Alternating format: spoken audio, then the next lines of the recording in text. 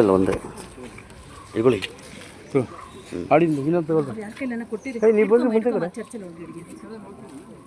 ಶಿಲ್ವೆ ಹಿಡ್ಕೊಂಬಂದ್ರೆ ಇಲ್ಲ candle stand ಶಿಲ್ವೆ ಎಲ್ಲ ಇನ್ನೊಬ್ರು ಯಾರು ಇಲ್ವಾ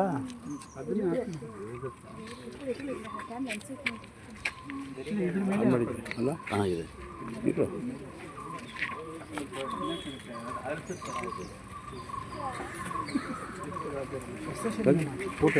ಫೋಟೋ ಈಗ ಅದು ಅವತ್ತು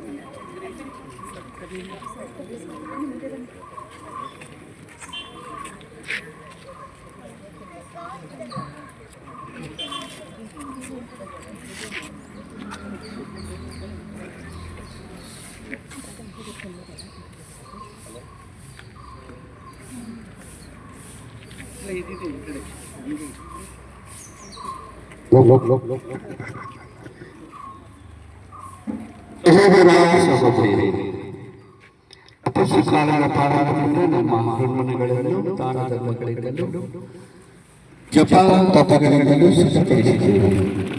ನಮ್ಮ ಪ್ರಭುವಿನ ಯಾತನೆ ಹಾಗೂ ಪುನರುತ್ಥಾನದ ಪಾಸ್ಕಾರ ಆಚರಣೆಯನ್ನು ಪ್ರಾರಂಭಿಸಲು ಅಖಿಲ ಧರ್ಮಸಭೆಯೊಂದಿಗೆ ನಾವಿಂದು ಒಟ್ಟುಗೂಡುತ್ತೇವೆ. ಈ ರಹಸ್ಯವನ್ನು ಪೂರ್ಣಗೊಳಿಸಲು ಪ್ರಭು ಯೇಸು ತಮ್ಮ ಸ್ವಂತ ನಗರವಾದ ಜೆರೂಸಲೇಮನ್ನು ಪ್ರವೇಶಿಸಿದರು. ಅವರ ಈ ಪ್ರವೇಶವನ್ನು ಭಕ್ತಿ ವಿಶ್ವಾಸದಿಂದ ಸ್ಮರಿಸುತ್ತಾ ಅವರನ್ನು ಹಿಂಬಾಲಿಸೋಣ. ಈಗ ಕ್ರಿಸ್ತರ ಶಿಲುಬೆ ಯಾತನೆಯಲ್ಲಿ ಪಾಲ್ಗೊಳ್ಳುವ ವರದಾನವನ್ನು ಪಡೆದ ನಮಗೆ ಅವರ ಪುನರುತ್ಥಾನ ಹಾಗೂ ಜೀವನದಲ್ಲಿಯೂ ಪಾಲನೆ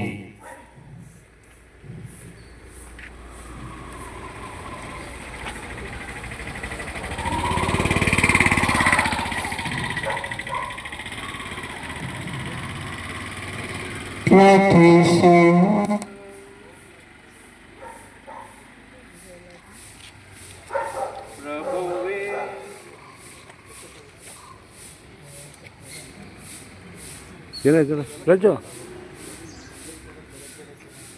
ಪ್ರಭುವೇ, ನಿಮಗೆ ಮೊರೆ ಇಡುವ ನಮ್ಮನ್ನು ದಯೆಯಿಂದ ಆಲಿಸಿರಿ ಹಾಗೂ ನಿಮ್ಮಲ್ಲಿ ಭರವಸೆ ಇಟ್ಟಿರುವ ನಮ್ಮ ವಿಶ್ವಾಸವನ್ನು ಹೆಚ್ಚಿಸಿರಿ. ವಿಜಯಿ ಕ್ರಿಸ್ತರ ಗೌರವಾರ್ಥ ಈ ಗರಿಗಳನ್ನು ಎತ್ತಿ ಹಿಡಿಯುವ ನಾವು ಅವರಲ್ಲಿ ನಾವು ಎಸಗಿದ ಸಕ್ರಿಯೆಗಳ ಮೂಲಕ ನಿಮಗಾಗಿ ಸತ್ಫಲವನ್ನು ಈಯುವಂತೆ ಅನುಗ್ರಹಿಸಿರಿ. ನಿಮ್ಮೊಂದಿಗೆ ಯುಗ ಯುಗಾಂತರಕ್ಕೂ ಜೀವಿಸಿ ಆಡುವ ಅವರ ಮುಖಾಂತರ ನಿಮ್ಮನ್ನು ಪ್ರಾರ್ಥಿಸುತ್ತೇವೆ.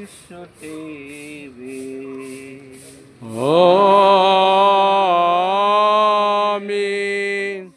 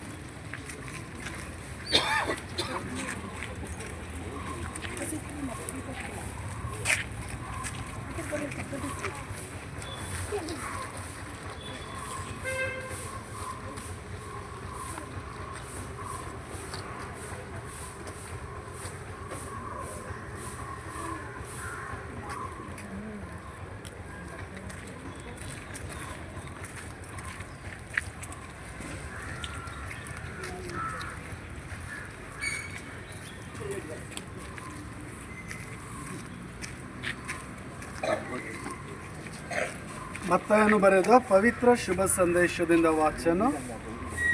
ಯೇಸು ಸ್ವಾಮಿ ಮತ್ತು ಅವರ ಜೊತೆಯಲ್ಲಿದ್ದವರು ಜೆರೂಸಲೇಮನ್ನು ಸಮೀಪಿಸಿದರು. ಓಲಿವ್ ಗುಡ್ಡದ ಬಳಿ ಇರುವ ಬೆತ್ಫಗೆ ಎಂಬ ಊರನ್ನು ಸೇರಿದರು. ಅಲ್ಲಿ ಯೇಸು ಇಬ್ಬರು ಶಿಷ್ಯರನ್ನು ಕರೆದು, ನಿಮ್ಮೆದುರಿಗೆ ಇರುವ ಈ ಹಳ್ಳಿಗೆ ಹೋಗಿರಿ, ಅಲ್ಲಿ ಕಟ್ಟಿ ಹಾಕಿರುವ ಒಂದು ಅದರ ಮರಿಯನ್ನು ಕಾಣಿರಿ, ಅವುಗಳನ್ನು ಬಿಚ್ಚಿ ನನ್ನ ಬಳಿಗೆ ತನ್ನಿರಿ. ಯಾವನಾದರೂ ನಿಮ್ಮನ್ನು ಏನಾದರೂ ಕೇಳಿದರೆ ಇವು ಪ್ರಭುವಿಗೆ ಬೇಕಾಗಿವೆ ಎನ್ನಿ, ಅವನು ತಕ್ಷಣ ಕಳುಹಿಸಿ ಕೊಡುವನು ಎಂದು ಹೇಳಿ ಕಳುಹಿಸಿದರು. ಸಿಯೋನ್ ನಗರಿಗೆ ಹೇಳು, ನಿನ್ನ ರಸ ಬರುತಿಯನು, ದೀನನವ ಹೇಸರ ಗತ್ತೆಯನ್ನೇರಿ ಕುಳಿತಿಯನು, ಮರಿ ಹೇಸರ ಗತ್ತೆಯನ್ನೇರಿ ಸಾಗಿ ಬರುತ್ತೀಯನು ಎಂಬ ಪ್ರವಾದಿಯೊಬ್ಬನ ವಚನ ನೆರವೇರುವಂತೆ ಇದೆಲ್ಲ ನಡೆಯಿತು. ಶಿಷ್ಯರು ಹೋಗಿ ಯೇಸು ತಮಗೆ ಅಪ್ಪಣೆ ಮಾಡಿದಂತೆ ಹೇಸರಗತ್ತೆಯನ್ನು ಅದರ ಮರಿಯನ್ನು ಅಟ್ಟಿಕೊಂಡು ಬಂದರು. ತಮ್ಮ ಮೇಲು ಅಂಗಿಗಳನ್ನು ಅವುಗಳ ಮೇಲೆ ಹಾಸಿದರು. ಯೇಸು ಹತ್ತಿ ಕುಳಿತುಕೊಂಡರು. ಜನಸಮೂಹದಲ್ಲಿ ಅನೇಕರು ತಮ್ಮ ಹೊದಿಕೆಗಳನ್ನು ದಾರಿಯಲ್ಲಿ ಹಾಸಿದರು. ಇತರರು ಮರದೆಲೆಗಳನ್ನು ಕೊಯ್ದು ದಾರಿಯಲ್ಲಿ ಹರಡಿದರು. ಯೇಸುವಿನ ಹಿಂದೆಯೂ ಮುಂದೆಯೂ ಗುಂಪು ಗುಂಪಾಗಿ ಹೋಗುತ್ತಿದ್ದ ಜನರು, ದಾವೀದ ಕುಲಪುತ್ರನಿಗೆ ಜಯವಾಗಲಿ, ಸರ್ವೇಶ್ವರನ ನಾಮದಲ್ಲಿ ಬರುವವನಿಗೆ ಮಂಗಳವಾಗಲಿ, ಮಹೋನ್ನತದಲ್ಲಿ ದೇವರಿಗೆ ಮಹಿಮೆ ಎಂದು ಹರ್ಷೋದ್ಗಾರ ಮಾಡುತ್ತಿದ್ದರು. ಹೀಗೆ ಯೇಸು ಜೆರುಸಲೇಮನ್ನು ಪ್ರವೇಶಿಸಿದಾಗ ನಗರಕ್ಕೆ ನಗರವೇ ಕಲವಲಗೊಂಡಿತು. ಜನರು ಯಾರಿವನು ಎಂದು ವಿಚಾರಿಸಲಾರಂಭಿಸಿದರು. ಇವರು ಗಲೀಲಿಯಕ್ಕೆ ಸೇರಿದ ನಜರೇತಿನ ಪ್ರವಾದಿ ಯೇಸು ಎಂದು ಮಾರ್ದನಿಸಿತು ಜನರ ಗುಂಪು. ಪ್ರಭುವಿನ ಶುಭ ಸಂದೇಶ. ಈಸಾರೆ ನಿಮಗೆ ಸ್ತುತಿಯು ಸಲ್ಲಲಿ.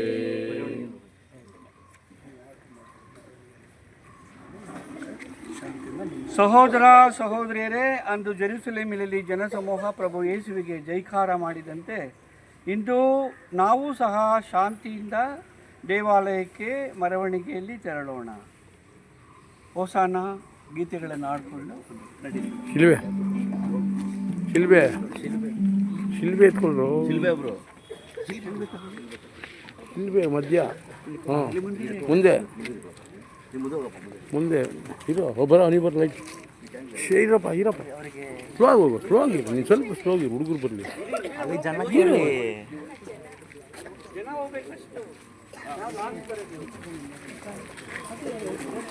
ಓ ಜಾನ ದಾವೀದ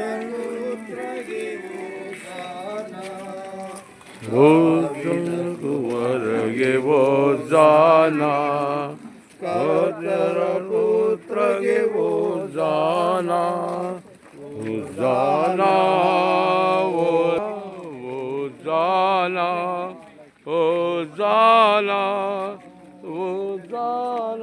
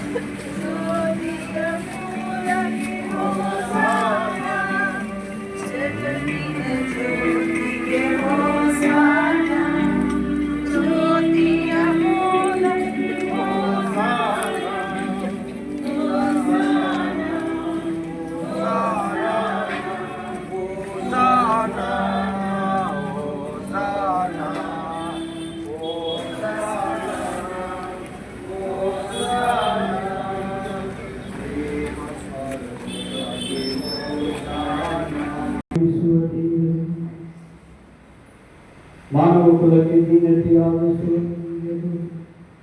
ನಮ್ಮ ರಕ್ಷಕರು ಮಾನವರಾಗಿ ಶಿಲುಬೆಗೊಳಗಾಗುವಂತೆ ಮಾಡಿದ್ದೀರಿ. ನಮ್ಮ ಜೀವನದಲ್ಲಿ ಅವರ ಸಹನೆಯಾವಶ್ಯವನ್ನು ಅನುಸರಿಸಿ ನಾವು ಅವರ ಪುನರುತ್ಥಾನದಲ್ಲಿ ಭಾಗಿಗಳಾಗುವಂತೆ ದಯೆಯಿಂದ ಕರುಣಿಸಿರಿ. ನಿಮ್ಮೊಂದಿಗೆ ಪವಿತ್ರಾತ್ಮನ ಐಕ್ಯದಲ್ಲಿ ದೇವರಾಗಿ ಯುಗಯುಗಾಂತರಕ್ಕೂ ಜೀವಿಸಿ ಆಳುವ ಅವರ ಮುಖಾಂತರ ನಿಮ್ಮನ್ನು ಪ್ರಾರ್ಥಿಸುತ್ತೇವೆ.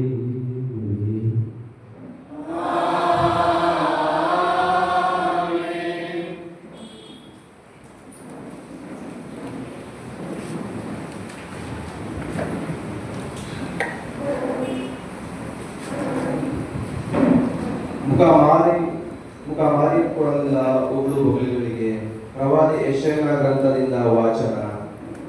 ದಣಿದವರನ್ನು ಈತ ನುಡಿಗಳಿಂದ ಆಲಿಸುವಂತೆ ಅನುಗ್ರಹಿಸುವ ಆತನಿಗೆ ಪ್ರಭು ಸರ್ವೇಶ್ವರ ಶಿಕ್ಷಿತರ ನಾಲಿಗೆಯನ್ನು ಶಿಕ್ಷಣ ಪಾದಿ ನಾನು ಆತನನ್ನು ಆಲಿಸುವಂತೆ ಬೆಳಕು ನನ್ನ ಎಚ್ಚರಿಸಿ ಚೇತನಗೊಳಿಸುವ ಆತ ನನ್ನ ಕಿವಿಯನ್ನು ತೆರೆಯದೇನು ಸ್ವಾಮಿ ಸರ್ವೇಶ್ವರ ನನ್ನ ಕಿವಿಯನ್ನು ಎಂದೇ ಉನ್ಮುಖನಾಗಲಿಲ್ಲ, ನಾನು ಪ್ರತಿಭಟಿಸಲಿಲ್ಲ ಆತನನ್ನು. ಬೆನ್ನು ಕೊಟ್ಟೆನು ಒಡೆಯುವವರಿಗೆ, ಗಡ್ಡ ಒಡ್ಡಿದನು ಅದನ್ನು ಕೀಳುವವರಿಗೆ. ಮುಖ ಮಾರಿ ಮಾಡಲಿಲ್ಲ ಉಗುಳುಗಳಿಗೆ.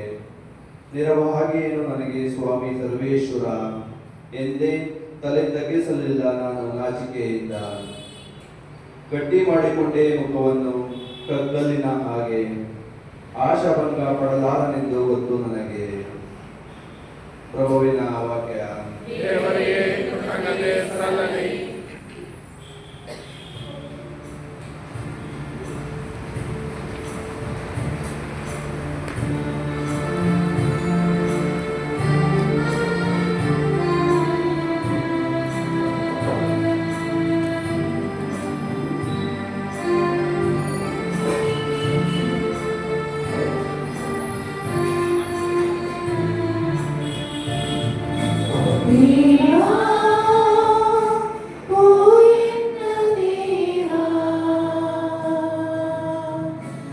ಏಕೆಂದ ಕೈ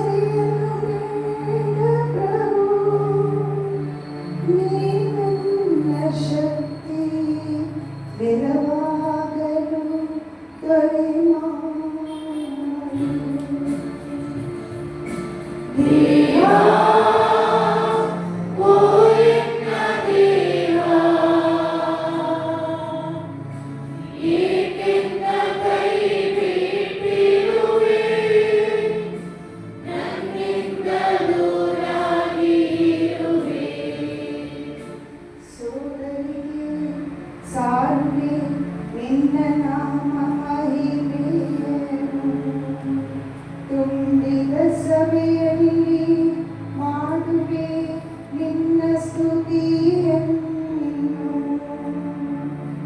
ಮಣಿಯಿರಿ ಪ್ರಭುವಿನಲ್ಲಿ ಭಯಭಕ್ತಿಯುಳ್ಳವರೇ, ಭಜಿಸಿರಿ ಇಸ್ರಾಯೇಲರೇ, ಯಾಕೋಬ ಕುಲ ಜನರೇ.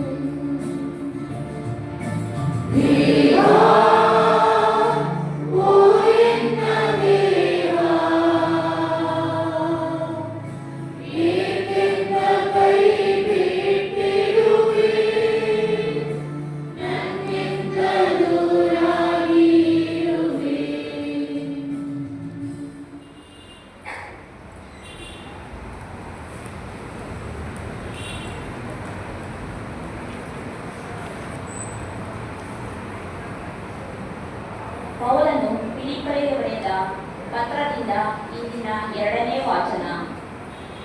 ದೇವಸ್ವರೂಪಿ ತಾನಾಗಿದ್ದರೂ ಇರುತ್ತ ದೇವರಿಗೆ ಸಮನಾದ ಆ ಸಿರಿ ಪದವಿಯನಾದ ಹಿಡಿದಿಟ್ಟುಕೊಳ್ಳಲಿಲ್ಲ, ಬಿಡಲೊಲ್ಲೆನೆನ್ನುತ್ತ ತನ್ನನ್ನೇ ಬರಿದು ಮಾಡಿಕೊಂಡು ದಾಸನ ರೂಪವನ್ನು ಧರಿಸಿಕೊಂಡು ಮನುಜನ ಆಕಾರದಲ್ಲಿ ಕಾಣಿಸಿಕೊಂಡು ನರಮಾನವರಿಗೆ ಸರಿಸಮನಾದ. ತನ್ನನ್ನೇ ಆತ ತಗ್ಗಿಸಿಕೊಂಡು ವಿಧೇಯನಾಗಿ ನಡೆದುಕೊಂಡು ಮರಣ ಪರ್ಯಂತ, ಹೌದೌದು ಶಿಲುಬೆಯ ಮರಣ ಪರ್ಯಂತ ವಿಧೇಯನಾದ. ಎಂದರೆ ಪರಮೋನ್ನತ ಸ್ಥಾನಕ್ಕೆ ಏರಿಸಿದನಾದನನು ಇದ್ದನು ಹೆಸರುಗಳಲ್ಲಿ ಉತ್ತಮ ಹೆಸರನು ದೇವಪರಮನು. ಯೇಸುವಿನ ಹೆಸರಿಗೆಂದೇ ಮೊಳಕಾಲೂರಿ ಮಡಿವರು ಸ್ವರ್ಗವಾಸಿಗಳು, ಭೂನಿವಾಸಿಗಳು, ಪಾತಾಳ ಜೀವರಾಶಿಗಳು ಕ್ರಿಸ್ತ ಯೇಸುವೇ ಪ್ರಭು ಎಂದೆಲ್ಲರಿಗೆ ಅರಿಕೆ ಮಾಡುವರು. ಪಿತದೇವನ ಮಹಿಮೆಯನ್ನು ಈ ಪರಿ ಹೊಗಳಿ ಸಾರುವರು ಅವರು. ಪ್ರಭುವಿನ ವಾಕ್ಯವಿದು.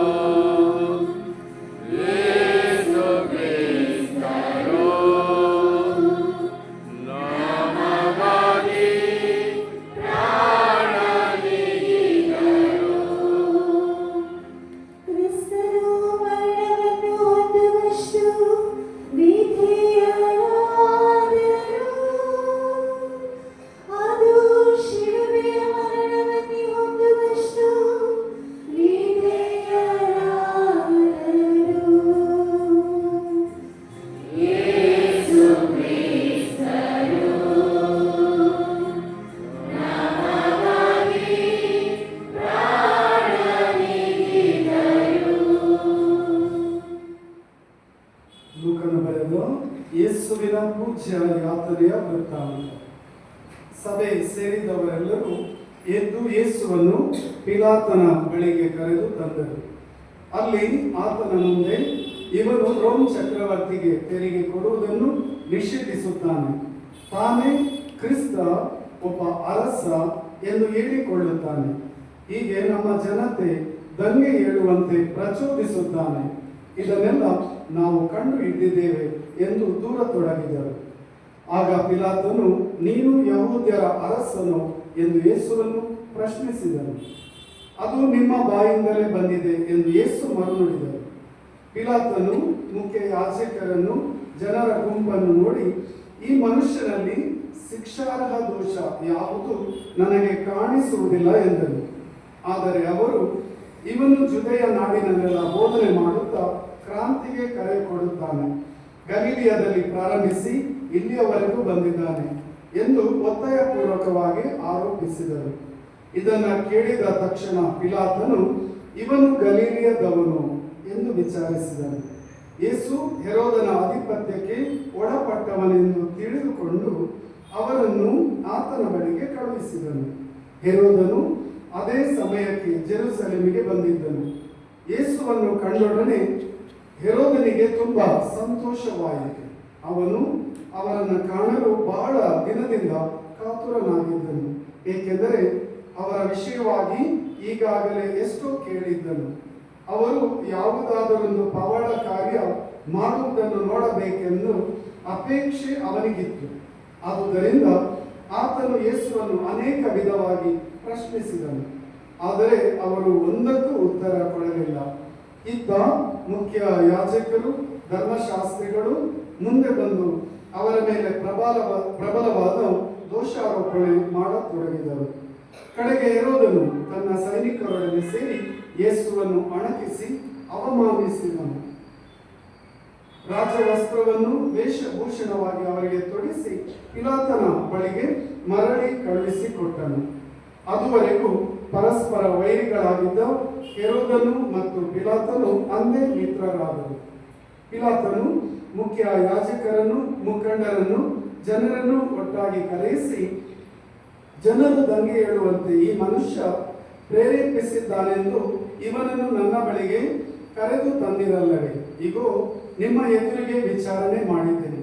ಇವನಲ್ಲಿ ನೀವು ಆರೋಪಿಸುವಂತಹ ದೋಷಗಳೆಂದು ನಮಗೆ ಕಾಣಿಸಲಿಲ್ಲ, ಹೆರೋದ ಅರಸನಿಗೂ ಕಾಣಿಸಲಿಲ್ಲ ಎಂದೇ ಇವನನ್ನು ಮರಳಿ ನಿಮ್ಮ ಬಳಿಗೆ ಕಳುಹಿಸಿಬಿಟ್ಟಿದ್ದಾರೆ.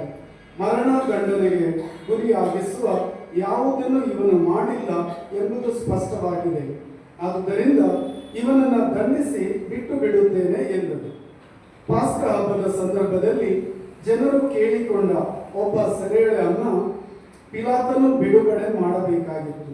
ಆದರೆ ಅವರೆಲ್ಲರೂ ಇವನನ್ನು ಮುಗಿಸಿಬಿಡಿ, ಬರಬ್ಬನನ್ನು ನಮಗೆ ಬಿಡುಗಡೆ ಮಾಡಿ ಎಂದು ಒಕ್ಕೊರಲಿನಿಂದ ಬೊಬ್ಬೆ ಹಾಕಿದರು. ನಗರದಲ್ಲಿ ದಂಗೆ ಎಬ್ಬಿಸಿದ ಹಾಗೂ ಕೊಲೆ ಮಾಡಿದ ಕಾರಣ ಸೆರೆಯಲ್ಲಿ ಹಾಕಲಾಗಿದ್ದ ಬರಬ್ಬನೇ ಅವನು. ಪಿಲಾತನು ಯೇಸುವನ್ನು ಬಿಡುಗಡೆ ಮಾಡಬಯಸಿ ಮತ್ತೊಮ್ಮೆ ಜನರೊಡನೆ ಮಾತನಾಡತೊಡಗಿದನು. ಅವರಾದರೂ ಇವನನ್ನು ಶಿಲುಬೆಗೇರಿಸಿ ಎಂದು ಆರ್ಭಟಿಸತೊಡಗಿದರು. ಮೂರನೆಯ ಸಾರಿ ಪಿಲಾತನು, ಏಕೆ, ಇವನೇನು ಕೇಡು ಮಾಡಿದ್ದಾನೆ? ಇವನನ್ನು ಮರಣದಂಡನೆಗೆ ಗುರಿ ಮಾಡುವಂತ ಅಪರಾಧ ಯಾವುದು ನನಗೆ ಕಂಡು ಬರುವುದಿಲ್ಲ. ಆದ್ದರಿಂದ ಇವನನ್ನು ದಂಡಿಸಿ ಬಿಟ್ಟು ಬಿಡುತ್ತೇನೆ ಎಂದರು. ಆದರೂ ಅವರು ಅಧಿಕಾಧಿಕವಾಗಿ ಆರ್ಪಡಿಸುತ್ತಾ ಯೇಸುವನ್ನು ಶಿಲುಬೆಗೆ ಏರಿಸಲೇಬೇಕೆಂದು ಕೂಗಾಡಿದರು. ಕಟ್ಟ ಕಡೆಗೆ ಕೂಗಾಟಕ್ಕೆ ಗೆಲುವಾಯಿತು. ಆ ಜನರ ಕೋರಿಕೆಯಂತೆ ಆಗಲೆಂದು ಪಿಲಾತನು ತೀರ್ಮಾನಿಸಿದನು. ಅವರು ಕೇಳಿಕೊಂಡ ಪ್ರಕಾರ ಕೊಲೆ ಕಲಹಗಳ ನಿಮಿತ್ತ ಸೆರೆಯಲ್ಲಿದ್ದ ಬರಬ್ಬನನ್ನು ಬಿಡುಗಡೆ ಮಾಡಿದರು. ಯೇಸುವನ್ನಾದರೂ ಅವರ ಇಚ್ಛಾನುಸಾರಕ್ಕೆ ಬಿಟ್ಟು ಬಿಟ್ಟರು. ಸೈನಿಕರು ಯೇಸುವನ್ನ ಕರೆದೊಯ್ಯುವಾಗ ಸಿರೇನ್ ಪಟ್ಟಣದ ಸಿಮೋನ ಎಂಬಾತ ಹಳ್ಳಿಯ ಕಡೆಯಿಂದ ಆ ಮಾರ್ಗವಾಗಿ ಬರುತ್ತಿದ್ದನು. ಅವನನ್ನು ಹಿಡಿದು ಶಿಲುಬೆಯನ್ನು ಹೊತ್ತು ಯೇಸುವಿನ ಹಿಂದೆ ಬರುವಂತೆ ಮಾಡಿದರು. ಜನರ ದೊಡ್ಡ ಗುಂಪು ಯೇಸುವಿನ ಹಿಂದೆ ಹೊರಟಿತು. ಕೆಲವು ಮಹಿಳೆಯರು ಯೇಸುವಿಗಾಗಿ ದುಃಖಪಟ್ಟು ಎದೆ ಪಡೆದುಕೊಂಡು ಗೋಳಾಡುತ್ತಾ ಹಿಂಬಾಲಿಸುತ್ತಿದ್ದರು. ಯೇಸು ಅವರ ಕಡೆ ತಿರುಗಿ, ಜೆರುಸಲೇಮಿನ ಕುವರಿಯರೇ, ನನಗಾಗಿ ಅಳಬೇಡಿ, ನಿಮಗಾಗಿ ಮತ್ತು ನಿಮ್ಮ ಮಕ್ಕಳಿಗಾಗಿ ದುಃಖಿಸಿರಿ. ಕಾಲ ಒಂದು ಬರುವುದು, ಆಗ ಜನರು ಬಂಜೆಯರೇ ಭಾಗ್ಯವಂತರು, ಹೆರದವಳೇ ಹಾಲುಡಿಸದವಳೇ ಧನ್ಯಳು ಎನ್ನುವರು. ಅದೇ ಸಮಯದಲ್ಲಿ ಪರ್ವತಗಳೇ ನಮ್ಮನ್ನ ತುಳಿದು ಬಿಡಿ, ಗುಡ್ಡಗಳೇ ನಮ್ಮನ್ನ ನುಂಗಿಬಿಡಿ ಎಂದು ಕೂಗಿಕೊಳ್ಳುವರು. ಹಸಿ ಮರಕ್ಕೆ ಇಷ್ಟೆಲ್ಲ ಮಾಡಿದರೆ ಒಣಮರಕ್ಕಾಗುವ ಗತಿಯಾದರೂ ಏನು ಎಂದರು. ಯೇಸುವಿನ ಸಂಗಡ ಕೊಲ್ಲುವುದಕ್ಕಾಗಿ ಇಬ್ಬರು ಅಪರಾಧಿಗಳನ್ನು ಕೊಂಡೊಯ್ಯುತ್ತಿದ್ದರು. ಕಪಾಲ ಎಂಬ ಸ್ಥಳಕ್ಕೆ ಬಂದು ಸೇರಿದ ಮೇಲೆ ಯೇಸುವನ್ನು ಶಿಲುಬೆಗೆ ಏರಿಸಿದರು. ಆ ಇಬ್ಬರು ಅಪರಾಧಿಗಳಲ್ಲಿ ಒಬ್ಬನನ್ನು ಅವರ ಬಲಗಡೆಯಲ್ಲೂ ಮತ್ತೊಬ್ಬನನ್ನು ಅವರ ಎಡಗಡೆಯಲ್ಲೂ ಶಿಲುಬೆಗೇರಿಸಿದರು. ಆಗ ಯೇಸು, ಪಿತನೇ, ಇವರನ್ನು ಕ್ಷಮಿಸಿ, ತಾವೇನು ಮಾಡುತ್ತಿರುವರೆಂದು ಇವರು ಅರಿಯರು ಎಂದರು. ಸೈನಿಕರಾದರು ಯೇಸುವಿನ ಬಟ್ಟೆಗಳನ್ನು ಚೀಟು ಹಾಕಿ ಹಂಚಿಕೊಂಡರು. ಜನರು ನೋಡುತ್ತಾ ನಿಂತಿದ್ದರು. ಅಲ್ಲಿದ್ದ ಮುಖಂಡರು ಯೇಸುವನ್ನು ಮೂದಲಿಸುತ್ತ, ಇವನು ಇತರರನ್ನು ರಕ್ಷಿಸಿದ, ಇವನು ದೇವರಿಂದಲೇ ಅಭಿಷಿಕ್ತನಾದ ಲೋಕೋದ್ಧಾರಕನು ಮತ್ತು ಅವರಿಂದಲೇ ಆಯ್ಕೆಯಾದವನು ಆಗಿದ್ದರೆ ತನ್ನನ್ನು ತಾನೇ ರಕ್ಷಿಸಿಕೊಳ್ಳಲಿ ಎಂದರು. ಸೈನಿಕರು ಮುಂದೆ ಬಂದು ಹುಳಿರಸವನ್ನು ಅವರತ್ತ ಒಡ್ಡಿ, ನೀನು ಯಹೂದ್ಯರ ಅರಸನಾಗಿದ್ದರೆ ನಿನ್ನನ್ನು ನೀನೇ ರಕ್ಷಿಸಿಕೊ ಎಂದು ಅಣಕಿಸುತ್ತಿದ್ದರು. ಯೇಸುವಿನ ಶಿಲುಬೆಯ ಮೇಲ್ಗಡೆ ಇವನು ಯಹೂದ್ಯರ ಅರಸ ಎಂಬ ಲಿಖಿತವಿತ್ತು. ತೂಗು ಹಾಕಿದ್ದ ಅಪರಾಧಿಗಳಲ್ಲಿ ಒಬ್ಬನು, ನೀನು ಕ್ರಿಸ್ತ ಅಲ್ಲವೇ? ಹಾಗಾದರೆ ನಿನ್ನನ್ನು ನೀನೇ ರಕ್ಷಿಸಿಕೊ, ನಮ್ಮನ್ನು ರಕ್ಷಿಸು ಎಂದು ಹಂಗಿಸಿದರು. ಆದರೆ ಮತ್ತೊಬ್ಬ ಅಪರಾಧಿ ಅವನನ್ನು ಖಂಡಿಸುತ್ತ, ನಿನಗೆ ದೇವರ ಭಯ ಬೇಡವೇ? ನೀನು ಸಹ ಇದೇ ಶಿಕ್ಷೆಗೆ ಗುರಿಯಾಗಿರುವೆ. ನಮಗೇನು ಶಿಕ್ಷೆ ನ್ಯಾಯವಾಗಿದೆ, ನಮ್ಮ ಕೃತ್ಯಕ್ಕೆ ತಕ್ಕ ಫಲ ಸಿಕ್ಕಿದೆ. ಇವರಾದರೂ ನಿರಪರಾಧಿ ಎಂದನು. ಬಳಿಕ ಅವನು, ಸ್ವಾಮಿ ಯೇಸುವೆ, ನೀವು ರಾಜ್ಯಾಧಿಕಾರದೊಡನೆ ಬರುವಾಗ ನನ್ನನ್ನು ಜ್ಞಾಪಿಸಿಕೊಳ್ಳಿ ಎಂದು ಬೇಡಿಕೊಂಡರು. ಅವನಿಗೆ ಯೇಸು, ಹಿಂದೆ ನೀನು ನನ್ನೊಡನೆ ಪರಂಧಾಮದಲ್ಲಿರುವೆ ಎಂದು ನಿಶ್ಚಯವಾಗಿ ಹೇಳುತ್ತೇನೆ ಎಂದರು. ಆಗ ಸುಮಾರು ನಡು ಮಧ್ಯಾಹ್ನ. ಆಗಿನಿಂದ 3 ಗಂಟೆಯವರೆಗೂ ಸೂರ್ಯನು ಕಾಂತಿಹೀನನಾದನು. ನಾಡಿನಲ್ಲೆಲ್ಲ ಕತ್ತಲೆ ಕವಿಯಿತು. ಮಹಾದೇವಾಲಯದ ತೆರೆಯು ಇಬ್ಬಾಗವಾಗಿ ಸಿಳ್ಳಿ ಹೋಯಿತು.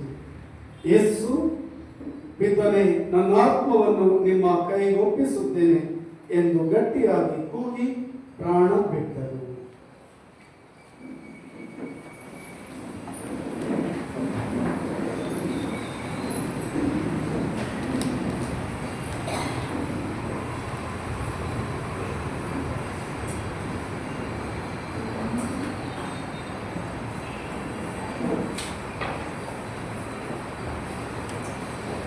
ನಡೆದುದಲ್ಲವೆನ್ನ ಕಂಡ ಶತಾಧಿಪತಿ ದೇವರನ್ನು ಹೊಗಳುತ್ತಾ, ಈ ಮನುಷ್ಯ ಖಂಡಿತವಾಗಿಯೂ ಸತ್ಪುರುಷನೇ ಸರಿ ಎಂದನು. ಆ ದೃಶ್ಯವನ್ನ ನೋಡಲು ಕೂಡಿದ್ದ ಜನರೆಲ್ಲರೂ ಅಲ್ಲಿ ನಡೆದುದನ್ನು ನೋಡಿ ದುಃಖದಿಂದ ಎದೆ ಬಡಿದುಕೊಳ್ಳುತ್ತಾ ಹಿಂತಿರುಗಿದರು. ಯೇಸುವಿನ ಪರಿಚಿತರೆಲ್ಲರೂ ಹಾಗೂ ಗಲಿಲಿಯದಿಂದ ಹಿಂಬಾಲಿಸಿ ಬಂದಿದ್ದ ಮಹಿಳೆಯರು ದೂರದಲ್ಲಿ ನಿಂತುಕೊಂಡು ಇದೆಲ್ಲವನ್ನು ನೋಡುತ್ತಿದ್ದರು. ಕುಳಿತುಕೊಳ್ಳೋಣ.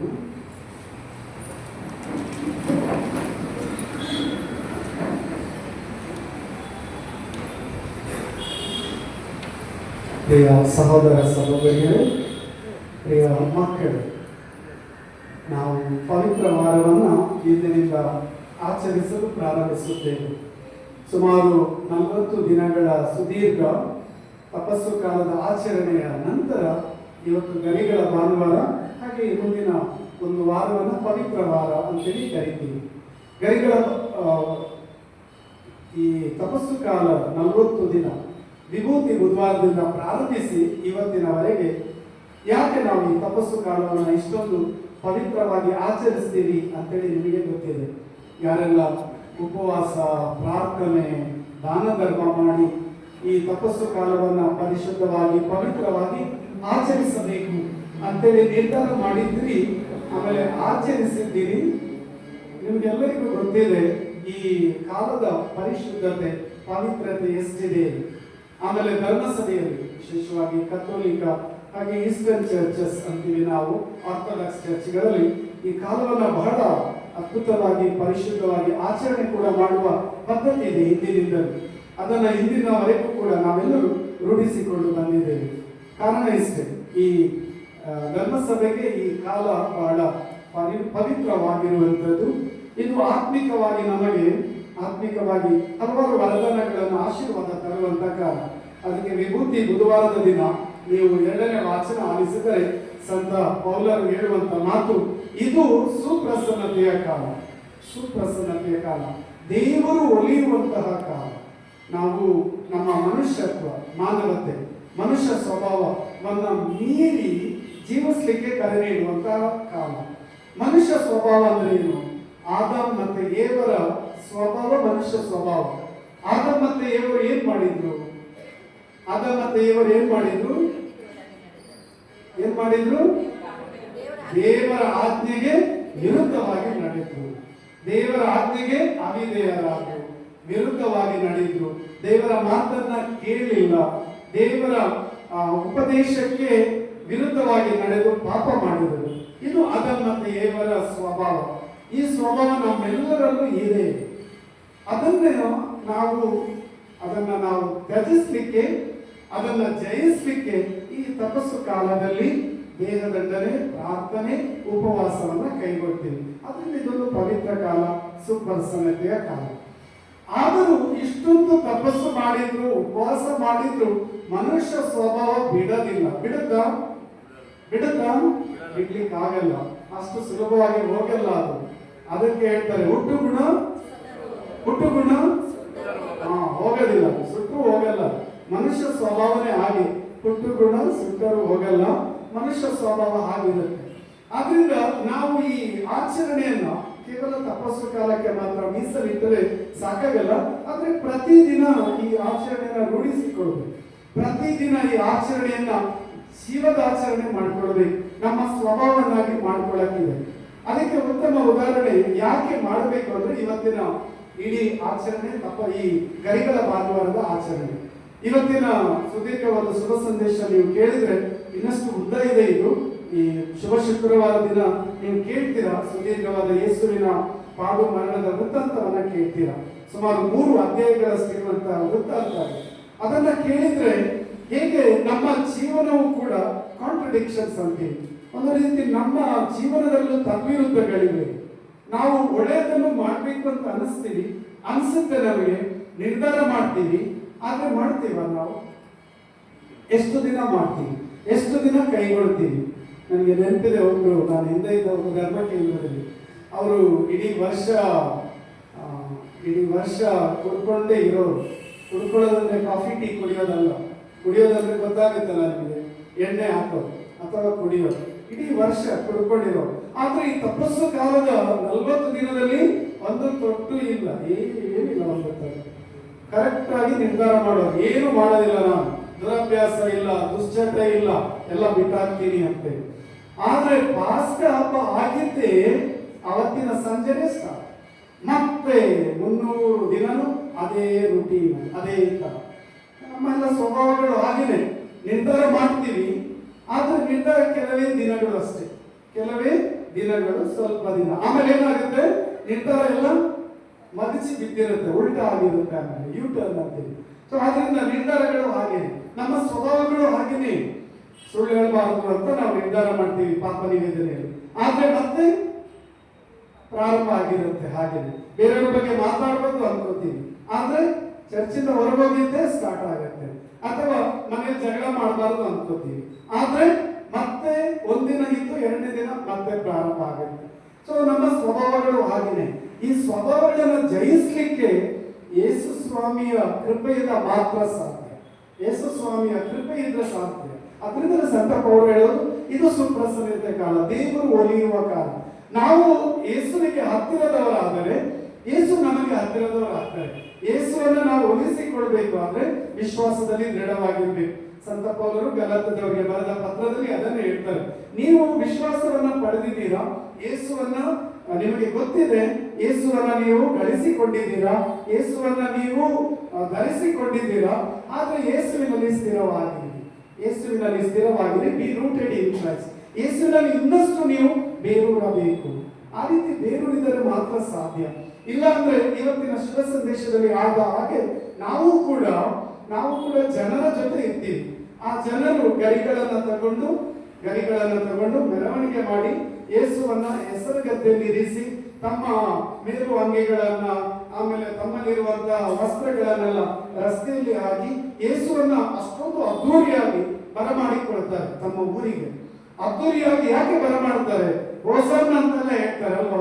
ಹೋಸನ್ನ, ಜಯವಾಗಲಿ, ದೇವರ ನಾಮದಲ್ಲಿ ಬರುವವನಿಗೆ ಜಯವಾಗಲಿ, ಹೋಸನ್ನ, ಅದೆಲ್ಲ ಹಾಡುಗಳನ್ನು ಹಾಡಿ ಹೋಸನ್ನ ಹಾಕಿ ಯೇಸುವಿಗೆ ಜಯಕಾರ ಹಾಕಿ ಯೇಸುವಿನ ಮಹಿಮೆಯನ್ನ ಕೊಂಡಾಡಿ ಕೊನೆಗೆ ವಿಚಾರ ಬಂದಾಗ ಏನಂತ ಹೇಳ್ತಾರೆ?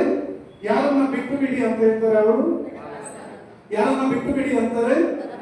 ಬರಪ್ಪನನ್ನ ಬಿಟ್ಟು ಬಿಡಿ. ಬರಪ್ಪ ಯಾರು?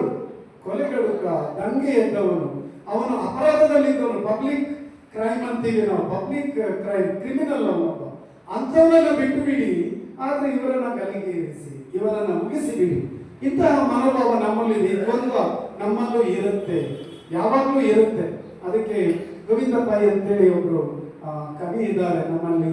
ಅವರ ಕಲ್ವಾರಿ ಅನ್ನುವಂಥ ಒಂದು ಕಾವ್ಯ ಇದೆ. ಕಲ್ವಾರಿ ಸುದೀರ್ಘವಾದ ಕಾವ್ಯ, ಯೇಸುವಿನ ಪಾಡು ಮರಣದ ಬಗ್ಗೆ ಅದ್ಭುತವಾಗಿ ಬರೆದಿದ್ದಾರೆ. ಅದರಲ್ಲೊಂದು ಸಾಲು ಬರುತ್ತೆ, ಅಂದು ಯೇಸುವಿನ 12 ಮಂದಿಯಲ್ಲಿ ಒಬ್ಬ ಜೂದಾಸ.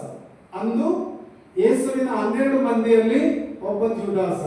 ಇಂದು ನಮ್ಮ ಪ್ರತಿಯೊಬ್ಬರಲ್ಲೂ 12 ಮಂದಿ ಜೂದಾಸರು ಅಂತ ಹೇಳ್ತಾರೆ. ತುಂಬಾ ಅದ್ಭುತವಾದ ವಿಚಾರ. ಅಂದು ಯೇಸುವಿನ 12 ಮಂದಿ ಶಿಷ್ಯರಲ್ಲಿ ಒಬ್ಬ ಜೂದಾಸ. ಇಂದು ನಮ್ಮ ಪ್ರತಿಯೊಬ್ಬರಲ್ಲೂ 12 ಮಂದಿ ಜೂದಾಸರು. ಒಂದು ಸಲ ನಾವು ಯೇಸುವಿಗೆ ಜಯಕಾರ ಆಗ್ತೀವಿ, ಯೇಸುವಿಗೆ ಅಲೆಲುಯಾ ಹೇಳ್ತೀವಿ, ಯೇಸುವಿಗೆ ಹೊಸನ್ನ ಹೇಳ್ತೀವಿ, ಯೇಸುವಿನ ನಾಮವನ್ನ ಕೊಂಡಾಡ್ತೀವಿ. ಆದ್ರೆ ಹಿಂತಿರುಗಿದ್ದೆ ಯೇಸುವಿಗೆ ತಿರಸ್ಕಾರ ಮಾಡ್ತೀವಿ, ಯೇಸುವಿಗೆ ಅಪಚಾರ ಮಾಡ್ತೀವಿ, ಯೇಸುವಿನ ವಿರುದ್ಧವಾಗಿ ಹೋಗ್ತೀವಿ, ಅವಿಧೇಯರಾಗ್ತೀವಿ. ಆ ಆಜ್ಞೆಗಳನ್ನ ಪಾಲಿಸ್ಲಿಕ್ಕೂ ನಾವು ಸಿದ್ಧರಿರಲ್ಲ. ಆದಮ್ಮಂತೆ ಇವರು ಮಾಡಿದಾಗೆ. ಅದಕ್ಕೆ ಹೊಸೆಯ ಪ್ರವಾದಿಯ ಗ್ರಂಥದಲ್ಲಿ ಸರ್ವಶಕ್ತ ಸ್ವಾಮಿ ಹೇಳ್ತಾರೆ, ನಾನು ನಿನ್ನನ್ನು ಎಷ್ಟೊಂದು ಪ್ರೀತಿಸಿದೆ. ಹೊಸೆಯ ಪ್ರವಾದಿ ಹೇಳ್ತಾರೆ, ಹೇಗೆ ಪತಿ ಪತ್ನಿಯರು ಒಬ್ರಿಗೊಬ್ರು ಪ್ರೀತಿಸ್ತಾರೆ, ಆ ಪ್ರೀತಿಗೂ ಮಿಗಿಲಾಗಿ ನಾನು ಪ್ರೀತಿಸಿದೆ.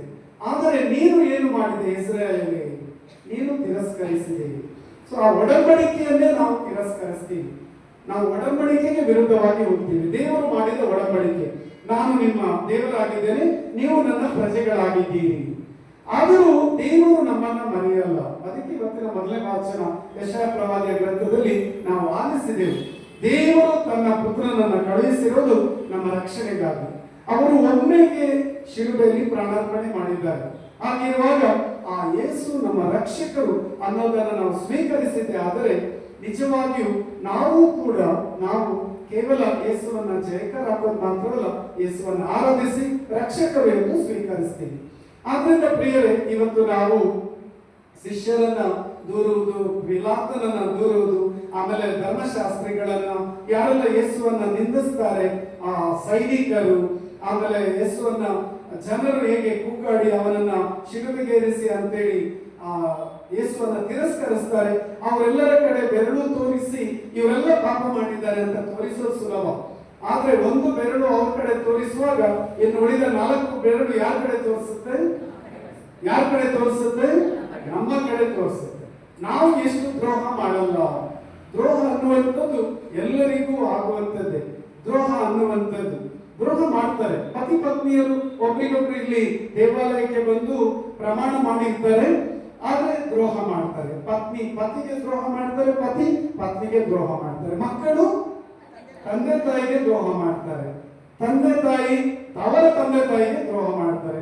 ಇವತ್ತು ಹಿರಿಯರನ್ನ ನಾವು ಚೆನ್ನಾಗಿ ನೋಡ್ಕೊಳ್ಳೋದಿಲ್ಲ, ಅವರಿಗೂ ದ್ರೋಹ ಮಾಡ್ತಾರೆ.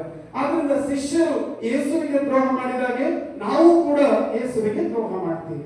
ಸೊ ನಮ್ಮ ಜೀವನದಲ್ಲೂ ದ್ರೋಹ ಮಾಡುವಂಥದ್ದು ಹೇಗೆ ಶಿಷ್ಯರು ಗುರು ದ್ರೋಹ ಮಾಡಿದರು, ಹಾಗೆ ನಾವು ದೈವ ದ್ರೋಹನೂ ಮಾಡ್ತೀವಿ. ನಾವು ನಮ್ಮ ದೀಕ್ಷಾ ಸ್ನಾನದಲ್ಲಿ ವಾಗ್ದಾನ ಮಾಡಿರ್ತೀವಿ ನಾವು, ಅಲ್ವಾ? ಏನಂತ ವಾಗ್ದಾನ ಮಾಡಿರ್ತೀವಿ? ಯಾರನ್ನ ವಿಶ್ವಾಸಿಸ್ತೀವಿ ಅಂತ ವಾಗ್ದಾನ ಮಾಡಿರ್ತೀವಿ? ಯೇಸುವನ್ನ ವಿಶ್ವಾಸಿಸ್ತೀವಿ. ಯಾರ ಬೋಧನೆಯನ್ನ ಪಾಲಿಸ್ತೀವಿ ಅಂತ ವಾಗ್ದಾನ ಮಾಡಿರ್ತೀವಿ? ಯೇಸುವಿನ ಬೋಧನೆಯನ್ನ ಪಾಲಿಸ್ತೀವಿ, ಯೇಸುವನ್ನ ವಿಶ್ವಾಸಿಸ್ತೀವಿ ಅಂತೇಳಿ ಧರ್ಮಸಭೆಗೆ ವಿಶ್ವಾಸ ಭರಿತನಾಗಿರ್ತೀವಿ ಅಂತ ವಾಗ್ದಾನ ಮಾಡಿರ್ತೀವಿ. ಆದ್ರೆ ಜೀವನದಲ್ಲಿ ಯಾರನ್ನ ನಂಬ್ತೀವಿ? ಆಮೇಲೆ ನಾವು ಯಾರ ಮೇಲೆ ವಿಶ್ವಾಸ ಇರುತ್ತೆ ನಮ್ಮ ಜೀವನದಲ್ಲಿ? ಯೇಸುವನ್ನ ನಾವು ಮರೆತಿರ್ತೀವಿ ಆಮೇಲೆ. ಸೊ ನಮ್ಮ ವಿಶ್ವಾಸ ಸೈತಾನನ ಮೇಲೆ ಇರುತ್ತೆ. ಯೇಸುವಿಗೆ ನಾವು ದ್ರೋಹ ಮಾಡ್ತೀವಿ, ಸೈತಾನನನ್ನು ನಂಬ್ತೀವಿ, ನಾವು ಅವರ ಬೋಧನೆಯನ್ನೆಲ್ಲ ಪಾಲಿಸ್ತೀವಿ. ಸೊ ದ್ರೋಹ ಮಾಡುವಂಥದ್ದು ನಮ್ಮ ಒಂದು ರೀತಿಯ ಜನ್ಮ ಪಾಪದ ಪರಿಣಾಮ. ಅದನ್ನ ಜಯಿಸ್ಲಿಕ್ಕೆ ಇದೆ ಅನ್ನೋದನ್ನು ನಮಗೆ ಈ ವಾಚನ ಕರೆ ನೀಡುತ್ತಾ ಇದೆ. ಆದ್ರಿಂದ ನಾವು ಬೇರೆಯವರಿಗೆ ಬೆರಳು ತೋರಿಸುವ ಮೊದಲು ನಮ್ಮ ಜೀವನದ ಅವಲೋಕನ ಮಾಡಲಿಕ್ಕೆ ನಮಗೆ ಧರ್ಮಸಭೆ ಕರೆ ನೀಡುತ್ತೆ. ನಾವು ಯಾವ ಸಂದರ್ಭದಲ್ಲಿ ದ್ರೋಹ ಮಾಡಿದ್ದೀವಿ, ಪಶ್ಚಾತ್ತಾಪ ಪಡಬೇಕಾಗಿದೆ. ಅದಕ್ಕೆ ಈ ಒಂದು ವಾರ ಪವಿತ್ರ ವಾರ, ಈ ಒಂದು ವಾರದ ಸಾಂಗ್ಯಗಳು, ಆರಾಧನಾ ವಿಧಿ ನಮ್ಮ ಜೀವನವನ್ನು ಪರಿವರ್ತನೆ ಮಾಡಲಿಕ್ಕೆ, ಯೇಸುವಿನಲ್ಲಿ ವಿಶ್ವಾಸವಿಡಲಿಕ್ಕೆ ಕರೆ ನೀಡುತ್ತೆ. ಪ್ರಿಯರೇ, ಅಲ್ಲಿ ನೋಡಿ, ಯೇಸುವನ್ನ ಶಿಲುಬೆಗೆ ಹಾಕಲಾಗಿದಾಗ ಅಲ್ಲಿ ಒಬ್ಬ ಅಧಿಕಾರಿ ಇರ್ತಾನೆ. ಆ ಅಧಿಕಾರಿ ನಡೆದದ್ದೆಲ್ಲವನ್ನ ನೋಡಿ ಅವನು ಹೇಳ್ತಾನೆ, ನಿಜವಾಗಿಯೂ ಈ ಮನುಷ್ಯ ಖಂಡಿತವಾಗಿಯೂ ಸತ್ಪುರುಷನೇ ಸರಿ ಎಂಬುದಾಗಿ ಒಬ್ಬ ಅಧಿಕಾರಿ ಉದ್ಗಾರ ತೆಗಿತಾನೆ. ಮಾರ್ಕನ ಶುಭ ಸಂದೇಶ ನೀವು ತೆಗೆದ್ರೆ, ಮಾರ್ಕನ ಶುಭ ಸಂದೇಶದಲ್ಲಿ 15ನೇ ಅಧ್ಯಾಯದಲ್ಲಿ ಅಲ್ಲಿ ಅವನು ಶತಾಧಿಪತಿ ಎಂಬುದಾಗಿ ಹೇಳಲಾಗಿದೆ. ಇಲ್ಲಿ ಅಧಿಕಾರಿ ಒಬ್ಬ ಅಂತ ಹೇಳ್ತಾನೆ, ಅಲ್ಲಿ ಶತಾಧಿಪತಿ. ಆ ಶತಾಧಿಪತಿ ಹೇಳ್ತಾನೆ, ಈ ಮನುಷ್ಯ ಖಂಡಿತವಾಗಿಯೂ ದೇವಪುತ್ರನೇ ಸರಿ ಎಂಬುವ ಮಾತನ್ನ ಹೇಳ್ತಾನೆ. ಸೊ ನಾವೆಲ್ಲರೂ ಪವಿತ್ರ ವಾರವನ್ನ ಆಚರಣೆ ಮಾಡಿದ್ಮೇಲೆ ಆಮೇಲೆ ಪಾಸ್ಕ ಹಬ್ಬದಲ್ಲಿ ಈ ಮನುಷ್ಯ ಮಾತ್ರ ಅಲ್ಲ, ಈ ರಕ್ಷಕರು ನಿಜವಾಗಿಯೂ ನಮ್ಮ ಉದ್ಧಾರಕರು, ರಕ್ಷಕರೇ ಸರಿ, ದೇವಪುತ್ರ ಸರಿ ಎನ್ನುವಂತ ವಿಶ್ವಾಸದ ನಿಲುವನ್ನ ತಾಳಲಿಕ್ಕೆ ಸಿದ್ಧರಾಗಬೇಕು. ಇದನ್ನ ನಾವು ಮನಸ್ಸಿಗೆ ತಂದುಕೊಳ್ಬೇಕು. ಸೊ ಇದು ಈ ಪವಿತ್ರ ವಾರದ ಸಾರಾಂಶ. ಯೇಸುವನ್ನ ಸ್ವೀಕರಿಸಲು ನಾವೆಲ್ಲರೂ ಸಿದ್ಧರಾಗೋಣ, ನಮ್ಮ ರಕ್ಷಕರು ಎಂಬುದಾಗಿ ಸ್ವೀಕರಿಸಲು. ಬಹುಶಃ ದಕ್ಷಿಣ ಭಾರತದಲ್ಲಿ ಇರುವವರಿಗೆ ನಮ್ಮ ವಿಶ್ವಾಸಕ್ಕೆ ನಮಗೆ ಅಷ್ಟೊಂದು ಸವಾಲುಗಳು ಇಲ್ಲಿ ಇಲ್ಲ. ನಾವೆಲ್ಲರೂ ಆರಾಮವಾಗಿದ್ದೀವಿ, ಒಳ್ಳೆಯ ದೇವಾಲಯಗಳನ್ನ ಕಟ್ಕೊಂಡಿದ್ದೀವಿ, ದಿನನಿತ್ಯದ ಬಲಿ ಪೂಜೆಗಳು ನಮಗಿದೆ, ನಮ್ಮ ಸಂಸ್ಕಾರ ಆಚರಣೆ ವಿಧಿಗಳಿಗೆ ನಮಗೆ ಬೇಕಾದಷ್ಟು ಗುರುಗಳು ಲಭ್ಯರಿದ್ದಾರೆ.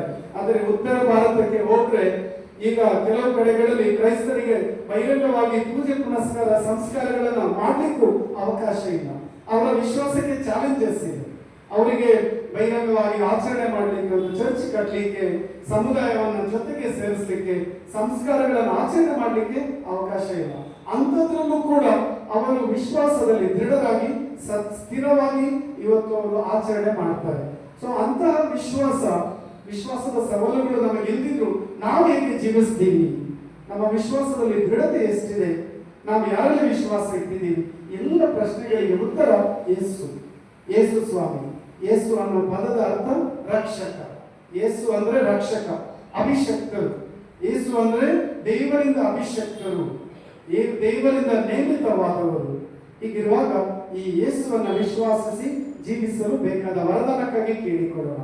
ಯೇಸುವಿನ ಶಿಲುಬೆಯ ಬಲಬದಿಯಿಂದ ಕಳ್ಳನ ಹಾಗೆ ಅವನು ಹೇಗೆ ಬಲಬದಿದ್ದನು, ಸ್ವಾಮಿ ನಿಮ್ಮ ಸ್ವರ್ಗ ಸಾಮ್ರಾಜ್ಯದಲ್ಲಿ ನನ್ನ ಮೇಲೆ ಕರುಣೆ ತೋರಿರಿ, ನನ್ನನ್ನು ನೆನೆಸಿಕೊಳ್ಳಿರಿ ಅಂದಿದ್ದ ಯೇಸು ಸ್ವಾಮಿ ಹೇಳ್ತಾರೆ, ಇಂದೇ ನೀನು ಪರಂಧಾಮದಲ್ಲಿರುವೆ. ಅವನಿಗೆ ಕ್ಷಮೆ ಸಿಕ್ಕಿತು. ನಾವು ಕೂಡ ವಿಶ್ವಾಸಿಸಿ ಯೇಸುವನ್ನ ನಮ್ಮ ವಿಶ್ವಾಸ ನಿವೇದನೆ ಮಾಡಿದಾಗ ನಮಗೂ ಕ್ಷಮೆ ಸಿಗಲಿದೆ. ಒಂದು ಕ್ಷಣ ಕಣ್ಣುಗಳನ್ನು ಮುಚ್ಚಿ ಕುಳಿತಲ್ಲಿ ಯೇಸುವನ್ನು ಸ್ಮರಿಸಿಕೊಳ್ಳಿ. ಶಿಲುಬೆಗೇರಿಸಲಾದ ಯೇಸು ಅವರನ್ನು ಸ್ಮರಿಸಿಕೊಳ್ಳಿರಿ. ಯೇಸುವನ್ನ ಎಷ್ಟೊಂದು ಸಲ ನಮ್ಮ ಜೀವನದಲ್ಲಿ ದ್ರೋಹ ಬಗೆದಿದ್ದೇವೆ. ಯೇಸುವನ್ನ ಅವರ ಉಪದೇಶವನ್ನ ತಿರಸ್ಕರಿಸಿದ್ದೇವೆ, ಬೋಧನೆಯನ್ನ ಅಲ್ಲಗಳೆದಿದ್ದೇವೆ, ಪೇತ್ರನ ಹಾಗೆ ಅಲ್ಲಗಳೆದಿದ್ದೇವೆ, ಯೇಸುವನ್ನ ತಿರಸ್ಕರಿಸಿದ್ದೇವೆ. ಕ್ಷಮಾಪಣೆ ಬೇಡುವಾಗ ಯೇಸುವೆ ರಕ್ಷಕ, ನಮ್ಮ ಉದ್ಧಾರಕ, ಯೇಸುವೆ ನಮ್ಮ ರಕ್ಷಕ, ನಮ್ಮ ಪಾಪಗಳನ್ನು ಕ್ಷಮಿಸಿ ನಮ್ಮನ್ನು ಉದ್ಧರಿಸುವ ಯೇಸು ನಮಗೊಬ್ಬನೇ ಪ್ರಭು, ನಮ್ಮ ರಕ್ಷಕ. ಆ ಯೇಸುವಿಗೆ ನಮ್ಮನ್ನು ಸಮರ್ಪಿಸುತ್ತಾ ಈ ಪವಿತ್ರ ವಾರ ನಮಗೆ ಪರಿಶುದ್ಧ ವಾರವಾಗಲಿ. ಈ ಪವಿತ್ರ ವಾರದಲ್ಲಿ ರಕ್ಷಣೆ ನಮಗೆ ಸಿಗಲಿ. ನಮ್ಮ ಆತ್ಮವನ್ನು ರಕ್ಷಿಸುವ ಯೇಸುವಿಗೆ ನಮ್ಮನ್ನು ಸಮರ್ಪಿಸುತ್ತಾ ನಮಗೆ ಕೃಪೆ, ಕರುಣೆ, ಕ್ಷಮೆ, ದಯೆ ನೀಡಿರಿ ಪ್ರವೇಶಿಸುವೆ ಎಂದು ಪ್ರಾರ್ಥಿಸುವುದು.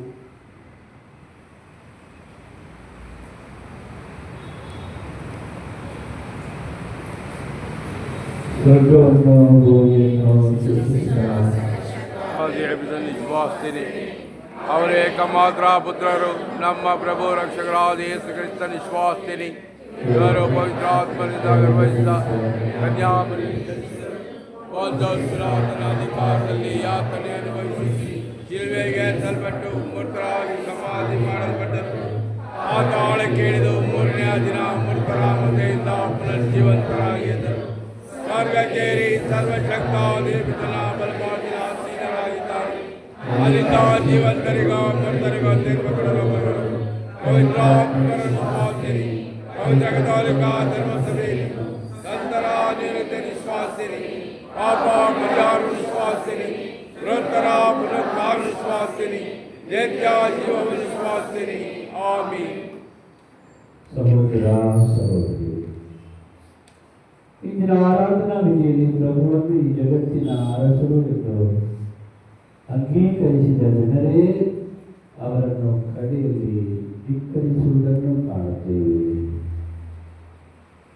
ಮೌನಯಾದ ಪ್ರಭು ಯೇಸು ತಮ್ಮ ಶಿಲುಬೆಯನ್ನು ಹೊತ್ತುಕೊಂಡು ಕಪಾಲ ಬೆಟ್ಟವನ್ನು ಹತ್ತುತ್ತಾರೆ.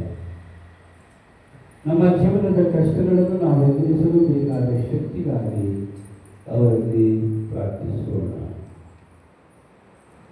ನಿಮ್ಮ ಉತ್ತರ: ಪ್ರಭುವೇ ನಮ್ಮ ಪ್ರಾರ್ಥನೆಯನ್ನು ಆಲಿಸಿರಿ.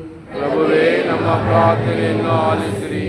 ಧರ್ಮಸಭೆಯನ್ನು ಮುನ್ನಡೆಸಲು ಕರೆ ಹೊಂದಿರುವ ಪೋಪ್ ಲಿಯೋ, ಧರ್ಮಾಧಿಕಾರಿಗಳು, ಯಾಜಕರು, ಧಾರ್ಮಿಕ ಸಹೋದರ ಸಹೋದರಿಯರು ಯೇಸುವಿನಿಂದ ಸ್ಪರ್ಶಿತರಾಗಿ ಪ್ರೀತಿ ಕರುಣೆಯಿಂದ ತಮ್ಮ ಜನರನ್ನು ಮುನ್ನಡೆಸಲೆಂದು ಪ್ರಾರ್ಥಿಸೋಣ. ಪ್ರಭುವೇ ನಮ್ಮ ಪ್ರಾರ್ಥನೆಯನ್ನು ಆಲಿಸಿರಿ. ಕ್ರಿಸ್ತ ಕಟ್ಟಿದ ಧರ್ಮಸಭೆಗೆ ಸವಾಲಾಗಿರುವ ಅನೇಕ ಬಗೆಯ ಹಗರಣಗಳು, ಆತ್ಮಹತ್ಯೆಗಳು, ಬಿರುಕುಗಳಿಂದ ಎದುರಾಗಿರುವ ಶೋಧನೆಗಳಿಗೆ ವಿಶ್ವಾಸಿಗಳು ಎದೆಗುಂದದೆ ಶೋಧನೆಗಳನ್ನು ಜಯಿಸಿ ವಿಶ್ವಾಸದಲ್ಲಿ ಮುನ್ನಡೆಯುವಂತೆ ಪ್ರಾರ್ಥಿಸೋಣ. ಪ್ರಭುವೇ ನಮ್ಮ ಪ್ರಾರ್ಥನೆಯನ್ನು ಆಲಿಸಿರಿ. ಜೀವನದಲ್ಲಿ ನೊಂದು ಬೆಂದು ಹತರಾಗಿರುವ ರೋಗಿಗಳು, ಅನಾಥರು, ಅನಾಮಿಕರು, ಅಸಮಾಧಾನ ಹೊಂದಿರುವ ಎಲ್ಲರೂ ಪ್ರಭುವಿನಿಂದ ಸಮಾಧಾನ, ಶಾಂತಿ ಮತ್ತು ತೃಪ್ತಿಯನ್ನು ಪಡೆಯಲೆಂದು ಪ್ರಾರ್ಥಿಸೋಣ. ಪ್ರಭುವೇ ನಮ್ಮ ಪ್ರಾರ್ಥನೆಯನ್ನು ಆಲಿಸಿರಿ. ಕೋಮುವಾದ, ಜಾತೀಯವಾದದಿಂದ ನರಳುತ್ತಿರುವ ಈ ನಮ್ಮ ಸಮಾಜಕ್ಕಾಗಿ ಪ್ರಾರ್ಥಿಸೋಣ. ಯೇಸುವಿನ ಕಾಲದಲ್ಲಿ ಇದ್ದಂತಹ ಇಂದಿಗೂ ನಮ್ಮನ್ನು ಕಾಡುತ್ತಿರುವ ಧರ್ಮ ಸಂಕಷ್ಟ ಹಾಗೂ ಜಾತಿ ಸಮಸ್ಯೆಗಳ ನಡುವೆ ನಾವು ಎಲ್ಲರೊಂದಿಗೂ ಸಾಮರಸ್ಯವನ್ನು ಕಾಣಲೆಂದು ಪ್ರಾರ್ಥಿಸೋಣ. ಪ್ರಭುವೇ ನಮ್ಮ ಪ್ರಾರ್ಥನೆಯನ್ನು ಆಲಿಸಿರಿ. ನಮ್ಮೊಬ್ಬೊಬ್ಬರ ಪ್ರತ್ಯೇಕವಾದ ಕೋರಿಕೆಗಳನ್ನು ಮೌನದಿಂದ ದೇವರಿಗೆ ಸಮರ್ಪಿಸೋಣ.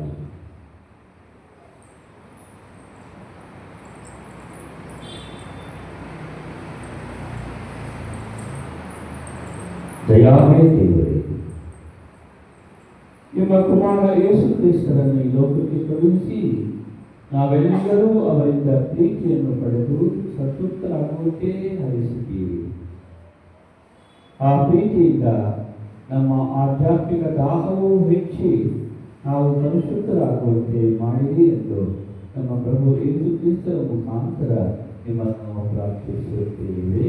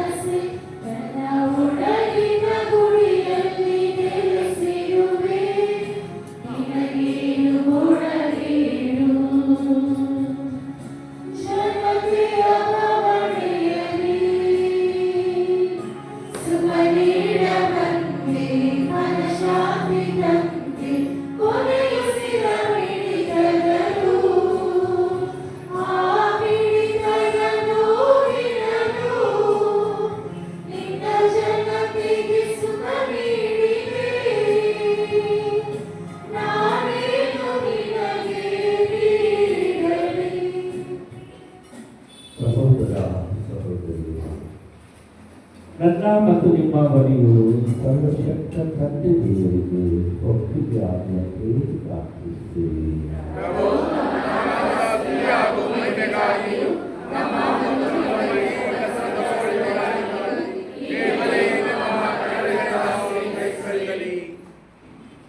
ದೇವರೇ, ನಿಮ್ಮ ಏಕೈಕ ಕುಮಾರರ ಯಾತನೆಯ ಮೂಲಕ ನಿಮ್ಮೊಂದಿಗೆ ನಮ್ಮ ಸಂತಾನವು ಹತ್ತಿರವಾಗಲಿ. ನಮ್ಮ ಸ್ವಂತ ಕಾರ್ಯಗಳಿಂದ ಅದನ್ನು ಗಳಿಸಲು ನಾವು ಅರ್ಹರಲ್ಲ. ಇದ್ದಿದ್ದರೂ ಅವರಿಗೆ ಬಲಿ ಅರ್ಪಣೆಯ ಫಲವಾಗಿ ನಿಮ್ಮ ದಯೆಯ ಸತ್ಫಲಗಳನ್ನು ನಾವು ಇದೀಗಲೇ ಅನುಭವಿಸುವಂತೆ ಮಾಡಿರಿ. ನಮ್ಮ ಪ್ರಭು ಕ್ರಿಸ್ತರ ಮುಖಾಂತರ ನಿಮ್ಮನ್ನು ಪ್ರಾರ್ಥಿಸುತ್ತೇವೆ.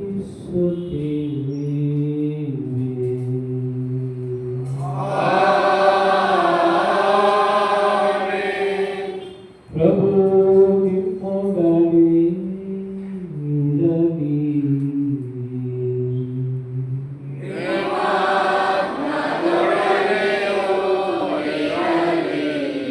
ನಿಮ್ಮ ಹೃದಯಗಳನ್ನು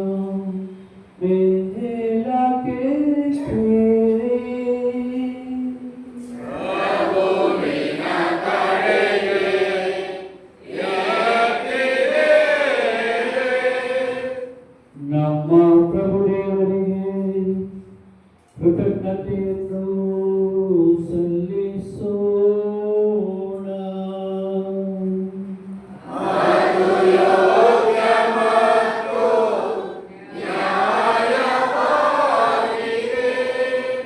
ಪ್ರಭು ಪವಿತ್ರ ಪಿತನೇ, ಸರ್ವಶಕ್ತ ನಿತ್ಯ ದೇವರೇ, ನಾವು ಎಂದೆಂದೆಲ್ಲೂ ನಮ್ಮ ಪ್ರಭು ಕ್ರಿಸ್ತರ ಮುಖಾಂತರ ನಿಮಗೆ ಕೃತಜ್ಞತೆಯನ್ನು ಸಲ್ಲಿಸುವುದು ನಿಜವಾಗಿ ಯೋಗ್ಯವೂ ನ್ಯಾಯವೂ ಆಗಿದೆ. ನಮ್ಮ ಕರ್ತವ್ಯವೂ ರಕ್ಷಣೆಯೂ ಆಗಿದೆ. ಏಕೆಂದರೆ ಕ್ರಿಸ್ತರು ನಿರ್ದೋಷಿಯಾಗಿದ್ದರು, ಸ್ವಇಚ್ಛೆಯಿಂದ ಪಾಪಗಳಿಗಾಗಿ ಆತನೇ ಅನುಭವಿಸಿದರು. ಅಪರಾಧಿಗಳನ್ನು ರಕ್ಷಿಸುವುದಕ್ಕೆ ಅನ್ಯಾಯವಾದ ದಂಡನೆಯನ್ನು ಸ್ವೀಕರಿಸಿದರು. ಅವರ ಮರಣವು ನಮ್ಮ ಪಾಪ ದೋಷಗಳನ್ನು ತೊಳೆದು ಹಾಕಿದೆ. ಅವರ ಪುನರುತ್ಥಾನವು ನಮಗೆ ರಕ್ಷಣೆ ಪಡೆದುಕೊಟ್ಟಿದೆ. ಆದುದರಿಂದ ನಾವು ಸಂತಸದಿಂದ ಸಂಭ್ರಮಿಸುತ್ತಾ ಸಕಲ ದೇವದೂತರೊಡನೆ ನಿಮ್ಮ ಸ್ತುತಿಯನ್ನು ಹಾಡುವುದೇನೆಂದರೆ,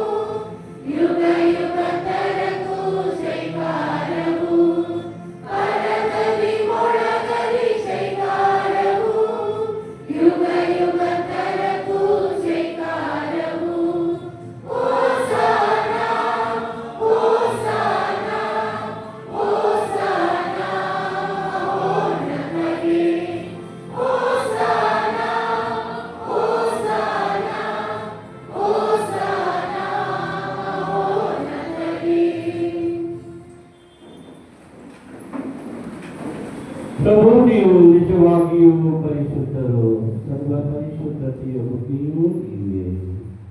ಈ ಕೊಡುಗೆಗಳ ಮೇಲೆ ನಿಮ್ಮ ಪವಿತ್ರಾತ್ಮರ ನಿಬ್ಬೆಯಂತೆ ತಿಳಿಸಿ ಪಾವನಗೊಳಿಸಿರು ಎಂದು ಪ್ರಾರ್ಥಿಸುತ್ತೇವೆ.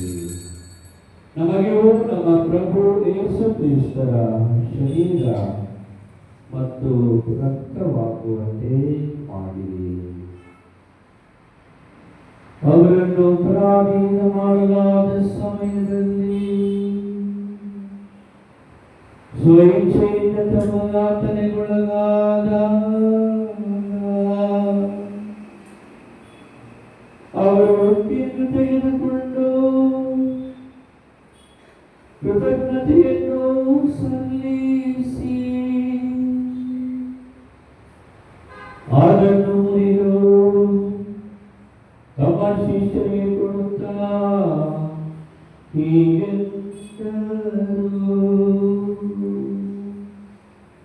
ತೆಗೆದುಕೊಳ್ಳಿ, ಇದನ್ನು ನೀವೆಲ್ಲರೂ ಭುಜಿಸಿರಿ. ಏಕೆಂದರೆ ಇದು ನಿಮಗಾಗಿ ಒಪ್ಪಿಸಲಾಗುವ ನನ್ನ ಶರೀರ.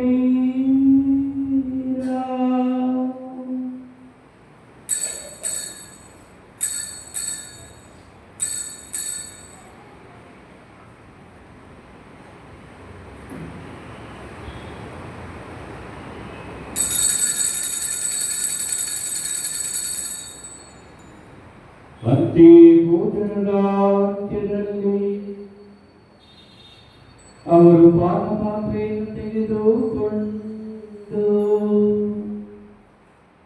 ಮತ್ತೊಮ್ಮೆ ನಿಮಗೆ ಕೃತಜ್ಞತೆಯನ್ನು ಸಲ್ಲಿಸಿ ತಮ್ಮ ಶಿಷ್ಯರೆಲ್ಲರಿಗೂ ಕೊಡುತ್ತಾ ಹೀಗೆಂದರು,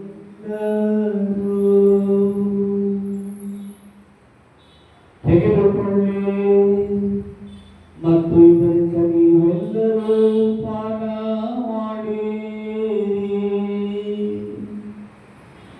ಏಕೆಂದರೆ ಇದು ಹೊಸ ಮತ್ತು ಅನಂತ ಒಡಂಬಡಿಕೆಯ ನನ್ನ ರಕ್ತದ ಪಾತ್ರೆ. ಈ ರಕ್ತವು ನಿಮ್ಮ ಮತ್ತು ಅನೇಕರ ಪಾಪಗಳ ಪರಿಹಾರಕ್ಕಾಗಿ ಸುರಿಸಲಾಗುವುದು. ಇದನ್ನು ನನ್ನ ಸ್ಮರಣೆಗಾಗಿ ಮಾಡಿರಿ.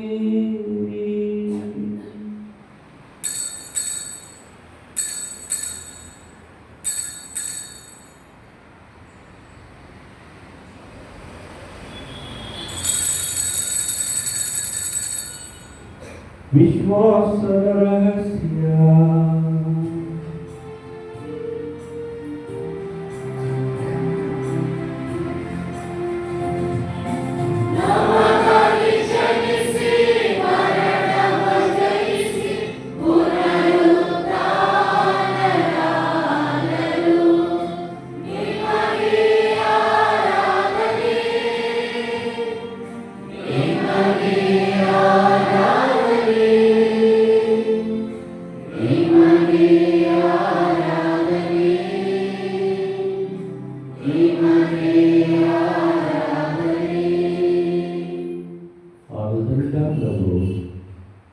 ನಿಮ್ಮ ಸಮ್ಮುಖದಲ್ಲಿ ನಿಂತು ಸೇವೆ ಸಲ್ಲಿಸಲು ನಮ್ಮನ್ನು ಯೋಗ್ಯರು ಎಂದು ಪರಿಗಣಿಸಿದ್ದಕ್ಕಾಗಿ ನಿಮಗೆ ಕೃತಜ್ಞತೆಯನ್ನು ಸಲ್ಲಿಸುತ್ತೇವೆ. ಕ್ರಿಸ್ತರ ಮರಣ ಮತ್ತು ಪುನರುತ್ಥಾನದ ಸ್ಮರಣೆಯನ್ನು ಆಚರಿಸುತ್ತಾ ಜೀವವೀವ ರೊಟ್ಟಿಯನ್ನು ರಕ್ಷಣೆ ನೀಡುವ ಪಾತ್ರೆಯನ್ನು ನಿಮಗೆ ಅರ್ಪಿಸುತ್ತೇವೆ. ಕ್ರಿಸ್ತರ ಶರೀರ ಮತ್ತು ರಕ್ತದಲ್ಲಿ ಪಾಲ್ಗೊಳ್ಳುವವರನ್ನು ಪವಿತ್ರಾತ್ಮರು ಒಂದುಗೂಡಿಸಬೇಕೆಂದು ನಿಮ್ಮನ್ನು ವಿನಯದಿಂದ ವಿನಯಿಸುತ್ತೇವೆ. ಪ್ರಭು, ನಿಮ್ಮ ವಿಶ್ವವ್ಯಾಪ್ತಿ ಧರ್ಮಸಭೆಯನ್ನು ಸ್ಮರಿಸಿಕೊಳ್ಳಿರಿ. ನಮ್ಮ ವಿಶ್ವಗುರು ಲಿಯೋ ಅವರೊಂದಿಗೂ, ನಮ್ಮ ಧರ್ಮಾಧ್ಯಕ್ಷ ಪೀಟರ್ ಅವರೊಂದಿಗೂ, ಸಹಾಯಕ ಧರ್ಮಾಧ್ಯಕ್ಷರು ಹಾಗೂ ಯಾಜಕರೊಂದಿಗೂ ನಿಮ್ಮ ಪ್ರೀತಿಯ ಪರಿಪೂರ್ಣತೆಗಳಿಗೆ ಮುನ್ನಡೆಸಿರಿ. ಪ್ರಭು, ಪುನರುತ್ಥಾನದ ನಿರೀಕ್ಷೆಯಲ್ಲಿ ವಿಶ್ರಮಿಸುತ್ತಿರುವ ನಮ್ಮ ಸಹೋದರ ಸಹೋದರಿಯರನ್ನು ನಿಮ್ಮ ಕರುಣೆಯಲ್ಲಿ ಮೃತರಾದ ಎಲ್ಲರನ್ನು ಸ್ಮರಿಸಿರಿ. ಅವರನ್ನು ನಿಮ್ಮ ಸಮ್ಮುಖದ ಪ್ರಭೆಗೆ ಬರಮಾಡಿರಿ. ಪ್ರಭು, ಇಲ್ಲಿ ನೆರೆದಿರುವ ನಮ್ಮೆಲ್ಲರ ಮೇಲೆಯೂ ದಯೆ ತೋರಿ. ದೇವಮಾತೆ ಪೂಜ್ಯ ಕನ್ಯಾಮರಿಯಮ್ಮನವರೊಂದಿಗೂ ಆಕೆಯ ಪತಿ ಜೋಸೆಫರೊಂದಿಗೂ ಪುನೀತ ಪ್ರೇಷಿತರೊಂದಿಗೂ ಎಲ್ಲ ಕಾಲಗಳಲ್ಲಿ ನಿಮ್ಮ ಮೆಚ್ಚುಗೆಗೆ ಪಾತ್ರರಾದ ಸಕಲ ಸಂತರೊಂದಿಗೂ ನಾವು ನಿತ್ಯ ಜೀವನದಲ್ಲಿ ಸಹಭಾಗಿಗಳಾಗಿ ನಿಮ್ಮನ್ನು ಸ್ತುತಿಸಿ ಮಹಿಮೆಪಡಿಸುವಂತೆ ನಿಮ್ಮ ಪುತ್ರ ಯೇಸು ಕ್ರಿಸ್ತರ ಮುಖಾಂತರ ಪ್ರಾರ್ಥಿಸುತ್ತೇವೆ.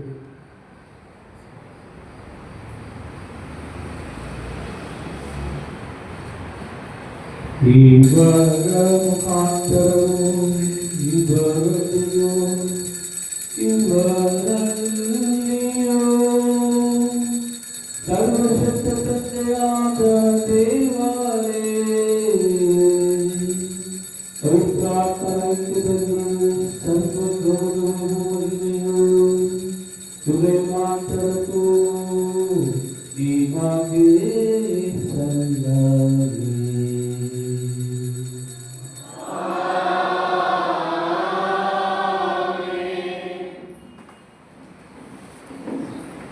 ರಕ್ಷಕರ ಆಜ್ಞೆಯ ಪ್ರಕಾರ ದೈವಬೋಧನೆಯಿಂದ ಶಿಕ್ಷಕರಾಗಿ ಭಕ್ತಿಯಿಂದ ಬೇಡೋಣ.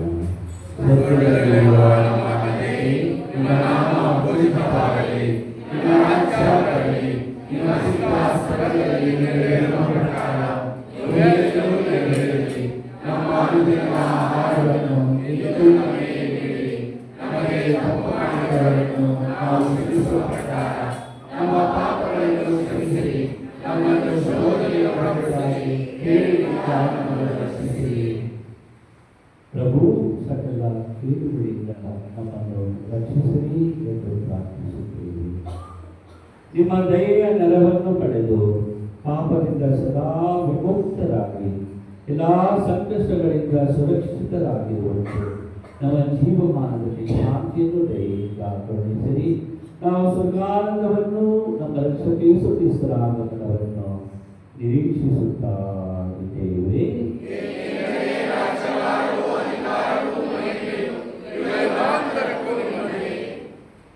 ಪ್ರಭು ಯೇಸು ಕ್ರಿಸ್ತರೇ, ನಿಮ್ಮ ಪ್ರೇಕ್ಷಕರಿಗೆ ನಿಮಗೆ ಶಾಂತಿಯನ್ನು ಬಿಟ್ಟು ಹೋಗುತ್ತೇನೆ, ನನ್ನ ಶಾಂತಿಯನ್ನು ನಿಮಗೆ ಕೊಡುತ್ತೇನೆ ಎಂದು ಹೇಳಿದ್ದೀರಿ.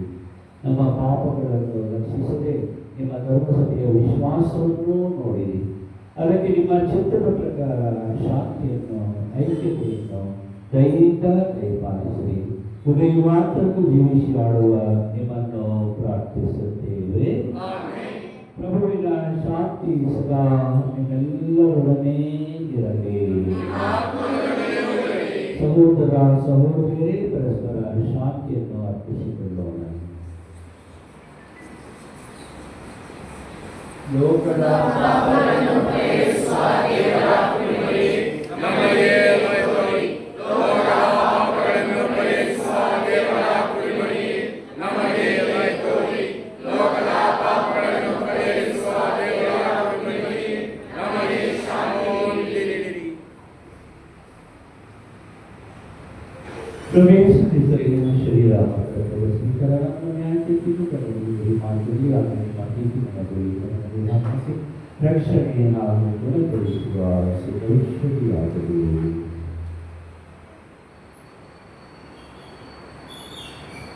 ಇಗೋ ದೇವರ ಕುರಿಮರಿ, ಇಗೋ ಇವರೇ ಲೋಕದ ಪಾಪಗಳನ್ನು ಪರಿಹರಿಸುವವರು.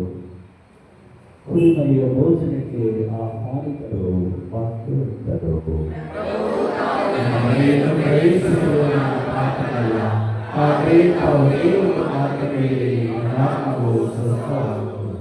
ಅವರ ಜೀವಕ್ಕೆ ಕ್ರಿಸ್ತರ ಶರೀರ ರಕ್ತ ನಮ್ಮನ್ನು ಕಾಪಾಡಲಿ.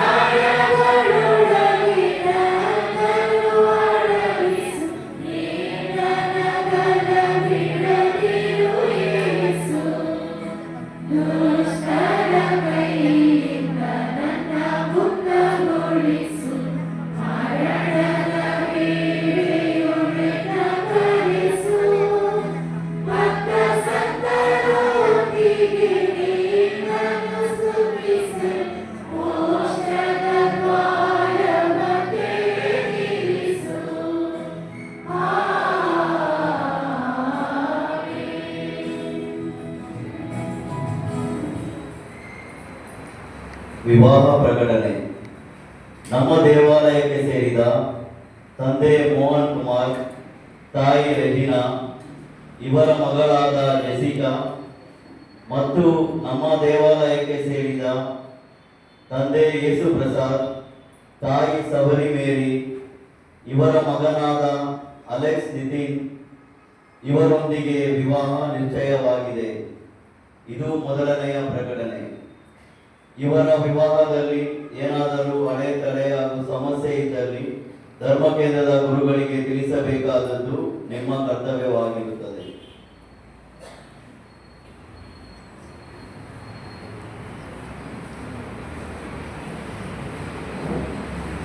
ತಂದೆ, ಈ ಪಾತ್ರೆಯು ನಾನು ಕುಡಿದ ಹೊರತು ಬಿಟ್ಟು ಹೋಗಲು ಅಸಾಧ್ಯವಾಗಿದ್ದರೆ ನಿಮ್ಮ ಚಿತ್ತವು ನೆರವೇರಲಿಲ್ಲ.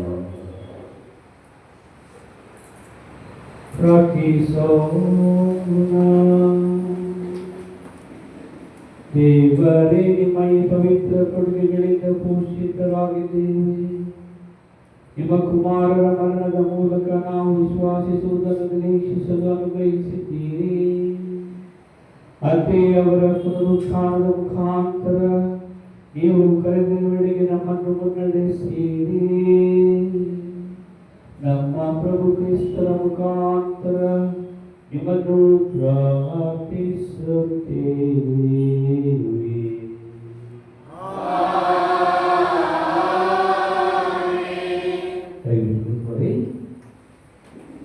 ಪ್ರಕಟಣೆಗಳು. ಇಂದು ಗರಿಗಳ ಭಾನುವಾರ, ಏಪ್ರಿಲ್ 2ನೇ ತಾರೀಕು, ಪವಿತ್ರ ಗುರುವಾರ. ಅಂದು ಸಂಜೆ 6 ಗಂಟೆಗೆ ಆಂಗ್ಲ ಭಾಷೆಯಲ್ಲಿ ಹಾಗೂ 8 ಗಂಟೆಗೆ ಕನ್ನಡದಲ್ಲಿ ಬಲಿಪೂಜೆ ಇದೆ. ಕನ್ನಡದ ಬಲಿಪೂಜೆಯ ಅಂತ್ಯದಲ್ಲಿ ಪರಮ ಪ್ರಸಾದವನ್ನು ಮೆರವಣಿಗೆಯಲ್ಲಿ ಪ್ಯಾರಿಸ್ ಹಾಲ್ಗೆ ಕೊಂಡೊಯ್ಯಲಾಗುವುದು. ಅಲ್ಲಿ ಸಜ್ಜುಗೊಳಿಸಲಿರುವ ವಿಶೇಷ ಪೀಠದಲ್ಲಿ ಮಧ್ಯರಾತ್ರಿಯವರೆಗೂ ಆರಾಧನೆ ಮುಂದುವರೆಯುವುದು.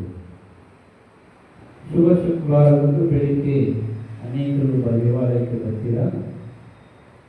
ಪರಮ ಪ್ರಸಾದದ ಸಂವಿಧಾನದಲ್ಲಿ ಮೌನವಾಗಿ ಜಪ ಮಾಡತಕ್ಕದ್ದು, ಹಾಡು ಮತ್ತು ಗಟ್ಟಿಯಾಗಿ ಪ್ರಾರ್ಥನೆ ಮಾಡುವುದು ನಿಷೇಧಿಸಲಾಗಿದೆ. ಮೌನ ಪ್ರಾರ್ಥನೆ ಮಾತ್ರ ಅವಶ್ಯ. ಏಪ್ರಿಲ್ 3ನೇ ತಾರೀಕು ಶುಭ ಶುಕ್ರವಾರ, ಗುಡ್ ಫ್ರೈಡೆ. ಬೆಳಿಗ್ಗೆ 7 ಗಂಟೆಗೆ ಇಂಗ್ಲಿಷ್, ಬೆಳಿಗ್ಗೆ 8 ಗಂಟೆಗೆ ಕನ್ನಡ, ಬೆಳಗ್ಗೆ 9 ಗಂಟೆಗೆ ಕೊಂಕಣಿ, ಬೆಳಗ್ಗೆ 10 ಗಂಟೆಗೆ ಮಲಯಾಳಂ ಹಾಗೂ ಬೆಳಗ್ಗೆ 11 ಗಂಟೆಗೆ ತಮಿಳಿನಲ್ಲಿ ಶಿಲುಬೆ ಹಾದಿ ನಡೆಯಲಿದೆ. ಶುಭ ಶುಕ್ರವಾರದಂದು ಸಂಜೆ ಯೇಸುವಿನ ಪಾಡುಗಳ ಹಾಗೂ ಮರಣದ ಸಾಂಖ್ಯ 3 ಗಂಟೆಗೆ ಕನ್ನಡದಲ್ಲಿ ಹಾಗೂ 6 ಗಂಟೆಗೆ ಆಂಗ್ಲ ಭಾಷೆಯಲ್ಲಿ ನಡೆಯಲಿದೆ. ಏಪ್ರಿಲ್ 4ನೇ ತಾರೀಕು ಪವಿತ್ರ ಶನಿವಾರ. ಅಂದು ಯಾವ ಸಾಂಖ್ಯಗಳು ದೇವಾಲಯದಲ್ಲಿ ಇರುವುದಿಲ್ಲ. ಅಂದು ಬೆಳಗ್ಗೆ 10 ಗಂಟೆಯಿಂದ ವ್ಯಾಧಿಸ್ಥರಿಗೆ ಅವರವರ ಮನೆಗಳಲ್ಲಿ ಪಾಪ ನಿವೇದನೆ ಹಾಗೂ ಪರಮ ಪ್ರಸಾದವನ್ನು ವಿತರಿಸಲಾಗುವುದು. ಪಾಪ ನಿವೇದನೆ ಮತ್ತು ಪರಮ ಪ್ರಸಾದ ಸ್ವೀಕರಿಸಲು ಯಾರನ್ನು ಹೊಸಬರಿದ್ದರೆ ಅವರ ಹೆಸರನ್ನು ವಿಳಾಸವನ್ನು ಧರ್ಮಕೇಂದ್ರದವರಿಗೆ ದಯವಿಟ್ಟು ತಿಳಿಸಿ. ಹಾಗೂ ಏಪ್ರಿಲ್ 4ನೇ ತಾರೀಕಿನಂದು ಪಾಸ್ಕಾ ಹಬ್ಬದ ಬಲಿಪೂಜೆಗಳು.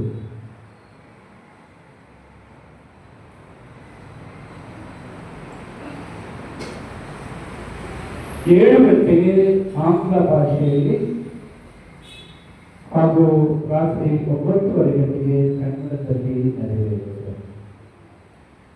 ಏಪ್ರಿಲ್ 5ನೇ ತಾರೀಕು ಪಾಸ್ಕಾ ಭಾನುವಾರ, ಈಸ್ಟರ್ ಸಂಡೇ. ಬೆಳಿಗ್ಗೆ 6:45ಗೆ ತಮಿಳು, ಬೆಳಗ್ಗೆ 8 ಗಂಟೆಗೆ ಕನ್ನಡ, ಬೆಳಗ್ಗೆ 9:30 ಗಂಟೆಗೆ ಕೊಂಕಣಿ ಹಾಗೂ ಬೆಳಗ್ಗೆ 10:30 ಗಂಟೆಗೆ ಆಂಗ್ಲ ಭಾಷೆಯಲ್ಲಿ ಬಲಿಪೂಜೆಗಳಿರುವುದು. ಪಾಸ್ಕಾ ಹಬ್ಬ ದಿನದಂದು ಸಂಜೆ ಬಲಿಪೂಜೆ ಇರುವುದಿಲ್ಲ. ಪಾಸ್ಕಾ ಹಬ್ಬದ ಪ್ರಯುಕ್ತ ತಯಾರಿ ನಡೆಸಲು ಪಾಪ ನಿವೇದನೆಯನ್ನು ನಾಡಿದ್ದು 31ನೇ ತಾರೀಕು ಸಂಜೆ 5 ಗಂಟೆಯಿಂದ ಪ್ಯಾರಿಸ್ ಹಾಲ್ನಲ್ಲಿ ಕೇಳಲಾಗುವುದು. ದಯವಿಟ್ಟು ಪಾಪ ನಿವೇದನೆಯನ್ನು ಮಾಡಿ ದೇವರ ಕರುಣೆಗೆ ಪಾತ್ರರಾಗಿ ಪರಿಶುದ್ಧರಾಗಿ ಪಾಸ್ಕಾ ಮಹೋತ್ಸವದಲ್ಲಿ ಭಾಗಿಯಾಗಿ ಎಂದು ಕೇಳಿಕೊಳ್ಳುತ್ತೇನೆ. ತಪಸ್ಸು ಕಾಲದ ಹುಂಡಿಯನ್ನು ನಿಮಗೆ ಕೊಟ್ಟಿದ್ದೇವೆ. ಅದನ್ನು ಪಾಸ್ಕಾ ಹಬ್ಬದೊಳಗೆ ಹಿಂದಿರುಗಿಸಿದರೆ ಆ ಹಣವನ್ನು ಹಂಗರ್ ಡಿಸೀಸ್, ಹಸು ಮತ್ತು ರೋಗ ನಿವಾರಣೆ ಈ ಸಂಸ್ಥೆಗೆ ನಾವು ಸಲ್ಲಿಸಬಹುದು. ದಯವಿಟ್ಟು ಲೆಟರ್ ಟಂಪಾಕ್ಸ್ ಇದನ್ನು ನಮಗೆ ತಂದು ಒಪ್ಪಿಸಿ ಎಂದು ಕೇಳಿಕೊಳ್ಳುತ್ತೇನೆ. ಆದಮೇಲೆ ಇದು ನಮಗೆ ಉತ್ತಮವಾಗಿ ಪ್ರಬೋಧನೆಯನ್ನು ಕೊಟ್ಟು ಈ ಬಲಿಪೂಜೆಯಲ್ಲಿ ಸಹಭಾಗಿಯಾಗಿ ನಮ್ಮೆಲ್ಲರ ತಪ್ಪಾಗಿ ಬೇಡಿದ ವಂದನೀಯ ಸ್ವಾಮಿ ರಿಚರ್ಡ್ ಐಎಸ್ ಇವರು cross Karnataka regional organisation for social service ಇದರ ನಿರ್ದೇಶಕರಾಗಿದ್ದಾರೆ. ಇವರು ಮೂಲ ಶಿವಮೊಗ್ಗ ಧರ್ಮ ಕ್ಷೇತ್ರದವರು. ಅದೇ 5 ವರ್ಷಗಳಿಂದ ಇಲ್ಲಿ ಒಂದು ಪ್ರಾಂತೀಯ ಸಂಸ್ಥೆಯಲ್ಲಿ ನಿರ್ದೇಶಕರಾಗಿ ಸೇವೆ ಸಲ್ಲಿಸುತ್ತಿದ್ದಾರೆ. ಇವರಿಗೆ ನಿಮ್ಮೆಲ್ಲರ ಪರವಾಗಿ ನನ್ನ ಪರವಾಗಿ ಹೃತ್ಪೂರ್ವಕವಾಗಿ ವಂದನೆಯನ್ನು ಸಲ್ಲಿಸುತ್ತೇನೆ. Thank you.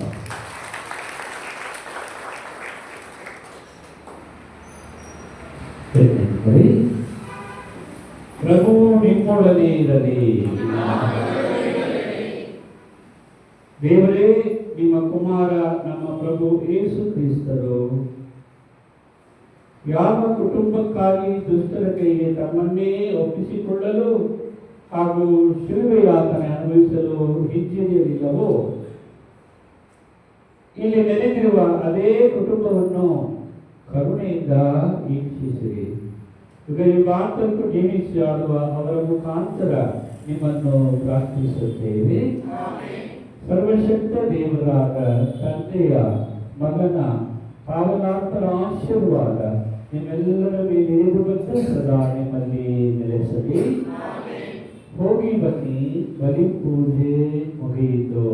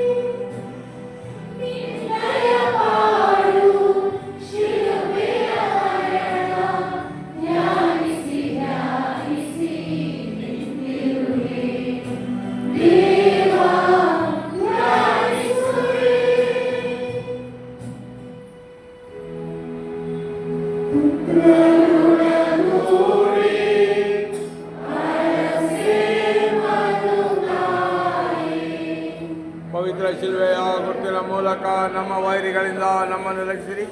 ನಮ್ಮ ಸರ್ವೇಶ್ವರ ಪಿತನ, ಸುತನ ಮತ್ತು ಪವಿತ್ರಾತ್ಮ ನಾಮದಲ್ಲಿ ಆಮೀನ್.